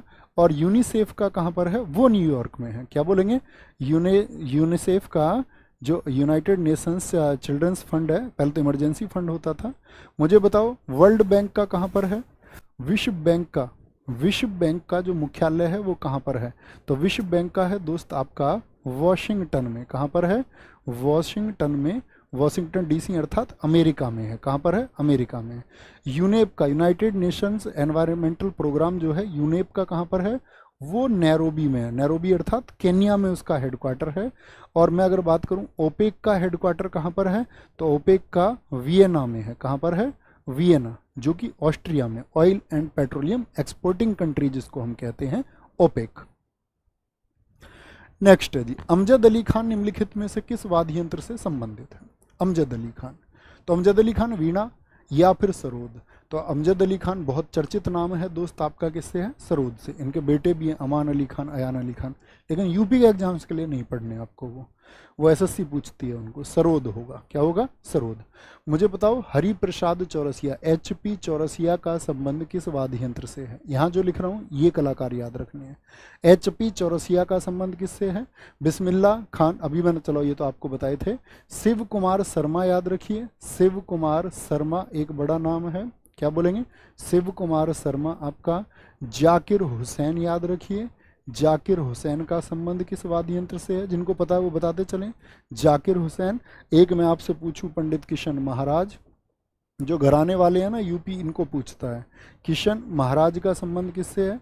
वी कुंज मणि का संबंध किससे है? वी कुंज मणि का संबंध किससे है आपका? एस बालाचंद्र का संबंध किससे है? एस बालाचंद्र का संबंध किससे है? और आपसे पंडित राम नारायण पूछेगा, पंडित राम नारायण का संबंध किससे है? ठीक है, ये आपको पता ही होने चाहिए। तो आपका हरिप्रसाद चौरसिया ये किससे हैं दोस्त? आपका ये बांसुरी से हैं भैया। किससे हैं? बांसुरी से। शिव कुमार शर्मा 100 तारों वाले संतूर से हैं। ठीक है। जाकिर हुसैन आपका तबला से हैं। किससे हैं? तबला से हैं। किशन महाराज आपका तबला से हैं। वी कुंजमणि किससे हैं? ये बांसुरी से हैं। एन राजेंद्र, एन लीला, आपका एन प्रसन्ना आदि। एस बालाचंद्र अगर पूछे आपसे तो आप कहेंगे वीणा से हैं, वीणा से हैं। और पंडित राम नारायण ये किससे हैं दोस्त? आपका सारंगी से हैं। किससे हैं? सारंगी से। सारंगी से एक नाम और याद रख लीजिए, सकूर खान। क्या बोलेंगे? सकूर खान का संबंध किससे है? तो वो सारंगी से है। किससे है? सारंगी से है। सितार से मैंने आपको भी बताया था एक बड़ा नाम, पंडित रविशंकर, 1999 में भारत रत्न है, इसीलिए बहुत इंपॉर्टेंट है। ठीक है। वीणा, वायलिन इतने जरूरी नहीं है violin. Next, sorry sorry sorry, Mohiniyattam एक शास्त्रीय नृत्य शैली है जो किन राज्यों से उत्पन्न हुई है? तो भारत में कितने शास्त्रीय नृत्य हैं बताएंगे एक बार? क्या बोलेंगे? सर घराने और पढ़ा देना। बेटा मुझे पता है क्या पढ़ाना है, चिंता नहीं करनी। मेरे भाई मेरे बहन जो भी आप हैं वो चिंता आप मुझ पे छोड़िए। ठीक है, आप चिंता करते रहोगे तो बात नहीं बनेगी। ठीक है, एग्जाम दे के आइए और तब बात करते हैं, तब बताना उस बात के बारे में। मैंने बताया कि या तो चेंज होगा, डिपेंड करता है क्या इंस्ट्रक्शन दी गई होंगी, तो फिर तो सब बराबर ही है, कोई दिक्कत ही नहीं है। एग्जाम दे के आइए सही, अगर तमीज़ का पेपर आता है तो तब हम बात करेंगे क्या गजब आया तब। लेकिन भूलना नहीं है, थम्सअप करो भैया, तब नहीं भूलेंगे, तब बोलेंगे इस बात को। मोहिनी अट्टम तमिलनाडु, कर्नाटक, केरल उपयुक्त में से कोई नहीं। तो क्या बोलेंगे भैया? केरल है, केरल। केरल का एक और है दोस्त, क्या बोलेंगे? कथकली। कथकली डांस कहाँ का है? तो केरल के दो हैं, अब मैं एक्सप्लेन करने जा रहा हूँ, आपको बताएंगे मुझे। तो क्या बोलेंगे? केरल के कौन से दो हैं? एकमात्र राज्य है जिसके दो शास्त्रीय नृत्य हैं, एक तो मोहिनी अट्टम, और जिन नामों में डबल टेवर में आते हैं वो सब कहाँ के होते हैं? वो केरल के ही होते हैं। और कथकली। अच्छा, दक्षिण भारत का और कौन सा है? आप बोलेंगे भैया भरतनाट्यम है। तो भरतनाट्यम कहाँ का है बताएंगे? भरतनाट्यम कहाँ का है भैया? वो तमिलनाडु का है। कहाँ का है? तमिलनाडु का है। अच्छा, अब से ओडिसी पूछे, ओडिसी कहाँ का डांस है? ओडिसी भैया उड़ीसा का है। कहाँ का है? ओडिशा का है। तो चार तो ये हो गए आपका। और ऐसे ही मणिपुरी पूछा जाएगा आपसे, मणिपुरी डांस कहाँ का है? वो साउथ आपका नॉर्थ ईस्ट का यानी मणिपुर का है। सत्रिया बताइए कहाँ का है? सत्रिया डांस कहाँ का है? नॉर्थ ईस्ट का। सत्रिया कहाँ का है भैया? असम का है। कहाँ का है? असम का है। और भैया कथक यूपी का है। तो सबसे ज़्यादा क्वेश्चन तो इसी से पूछा जाएगा कि यूपी का एकमात्र शास्त्रीय नृत्य कौन सा है? तो बोलेंगे भैया वो कौन सा है? वो कथक है। और एक पूछा जाता है आपसे, हाँ, आंध्र प्रदेश का, आंध्र प्रदेश का कुचिपुड़ी। कौन सा? आंध्र प्रदेश का कुचिपुड़ी। तो अब इनसे क्वेश्चन पूछेगा कि कितने शास्त्रीय नृत्य हैं बताएं जरा, कितने हैं टोटल? टोटल भैया 8 हैं। 8 में से देखो ये कहाँ का है? दोनों के दोनों कहाँ के हो गए? साउथ, दक्षिण भारत, दक्षिण भारत क्योंकि केरल दक्षिण भारत में। ये कहाँ का? दक्षिण भारत का। ओडिसी भारत में पड़ता है साउथ ईस्ट में यानी कि दक्षिण पूर्व में। मणिपुर पड़ता है आपका नॉर्थ ईस्ट में। सत्रिया पड़ता है आपका कहाँ पर? नॉर्थ ईस्ट में। कथक कहाँ पर पड़ता है? नॉर्थ में पड़ता है। ठीक है। और आपका ये कहाँ पर? ये भी साउथ में। तो मैं आपसे क्वेश्चन पूछूंगा, जरा बताना, मुझे बताना ऐसे कितने शास्त्रीय नृत्य हैं जिनका संबंध दक्षिण भारत से है? तो दक्षिण भारत का एस 1, 2, 3 और 4, 4 साउथ ईस्ट से। एकमात्र शास्त्रीय नृत्य कौन सा है जिसका संबंध उत्तर भारत से है? तो कथक है। ठीक है। सत्रिया नॉर्थ ईस्ट के कितने हैं? 2 हैं, ये याद रख लेना। आपसे पूछे सबसे नया शास्त्रीय नृत्य कौन सा है? सबसे नया शास्त्रीय नृत्य कौन सा है? तो सबसे नया अर्थात कुल 500 वर्ष पहले इसको शुरू किया गया। तो कितना है ये? 500 वर्ष पुराना है। और श्रीमत शंकर देव हैं जिन्होंने इसको फाउंड किया। कौन है इसके फाउंडर? श्रीमत शंकर देव हैं, श्रीमत शंकर देव। और एक था आपका सबसे प्राचीन कौन सा है? सबसे पुराना है भरतनाट्यम, ये 2000 वर्ष पुराना है। सबसे पुराना भरतनाट्यम है, 2000 वर्ष पुराना है। कितना पुराना है भैया? 2000 वर्ष पुराना है। और ये देवताओं के लिए समर्पित था, मंदिरों में किया जाता था देवदासियों द्वारा, मंदिरों में। ठीक है, प्राचीन समय। आज का अंतिम प्रश्न है, गिर राष्ट्रीय उद्यान किस राज्य में स्थित है? पंजाब, महाराष्ट्र, आंध्र प्रदेश, मध्य प्रदेश या फिर गुजरात? तो गिर किसके लिए है साथी? एशियाई शेरों के लिए, जंगली गधे के लिए भी है। एशियाई शेर, अब सोच लो, शेर बनना कि गधा बनना, दोनों डिपेंड आपसे भी करेंगे जीवन में आप क्या बनेंगे। तो क्या बोलेंगे भैया, कुछ भी बन जाए वो बन जाए हैं। गिर कहाँ पर है? गिर है आपका गुजरात में। कहाँ पर है गिर? गुजरात में है, ठीक है। अब कुछ नेशनल पार्क मैं आपसे पूछ रहा हूँ, मैं बहुत चुनिंदा चीज़ें आपको प्रोवाइड करा रहा हूँ साथी, क्या कि आप उनको लास्ट टाइम पे मेमोराइज करें। मुझे बताओ, काजीरंगा जो एक सींग वाले गेंडे के लिए है, ये कहाँ पर है? काजीरंगा नेशनल पार्क कहाँ पर है? तो काजीरंगा असम में है। क्या बोलेंगे? काजीरंगा असम में है। असम में ही ओरंग है, orang national park. Nameri national park कहाँ पर है? ये भी असम में है। ऐसे ही दोस्त अगर हम बात करते हैं राजस्थान में कौन से हैं? राजस्थान में भैया केवला देव है, केवला देव है, और रणथंबोर है। पूछे जाते हैं क्योंकि दोनों बहुत। रणथंबोर है, सरिस्का भी है यूं तो, ठीक है। राजस्थान में हो गए आपका। मुझे बताओ भीतरकनिका कहाँ पर है? भीतरकनिका नेशनल पार्क कहाँ पर है? तो भीतरकनिका भैया उड़ीसा में है। कहाँ पर है? भीतरकनिका उड़ीसा में है। और आपका पूछ सकते हैं इसमें Namdapha national park, Namdapha national park कहाँ पर है? वो अरुणाचल में है दोस्त। कहाँ पर है? अरुणाचल में है। कीबुल लामजाओ कहाँ पर है? कीबुल कीबुल लामजाओ नेशनल पार्क ये कहाँ पर है? तो कीबुल लामजाओ दोस्त ये आपका मणिपुर में है। कहाँ पर है? ये आपका मणिपुर में है, ठीक है। हेमिस कहाँ पर है दोस्त आपका? हेमिस दोस्त आपका लद्दाख में है। कहाँ पर है? हेमिस आपका लद्दाख में है। और पेरियार परे रहो यारी से कहाँ के पढ़े लिखे लोग? केरल के। केरल सबसे ज़्यादा साक्षरता है, यारी से परे रहते हैं, ठीक है। ऐसे ही आपसे पूछूं मैं, कंबल लेक कहाँ पर है? बताएंगे। कंवर लेक और आपका दोस्त वाल्मीकि जो नेशनल पार्क है वो कहाँ पर है? तो आप बोलेंगे ये है भैया हमारे कहाँ पर? बिहार में है। आपसे मैं पूछूं चिल्का झील अभ्यारण्य कहाँ पर है?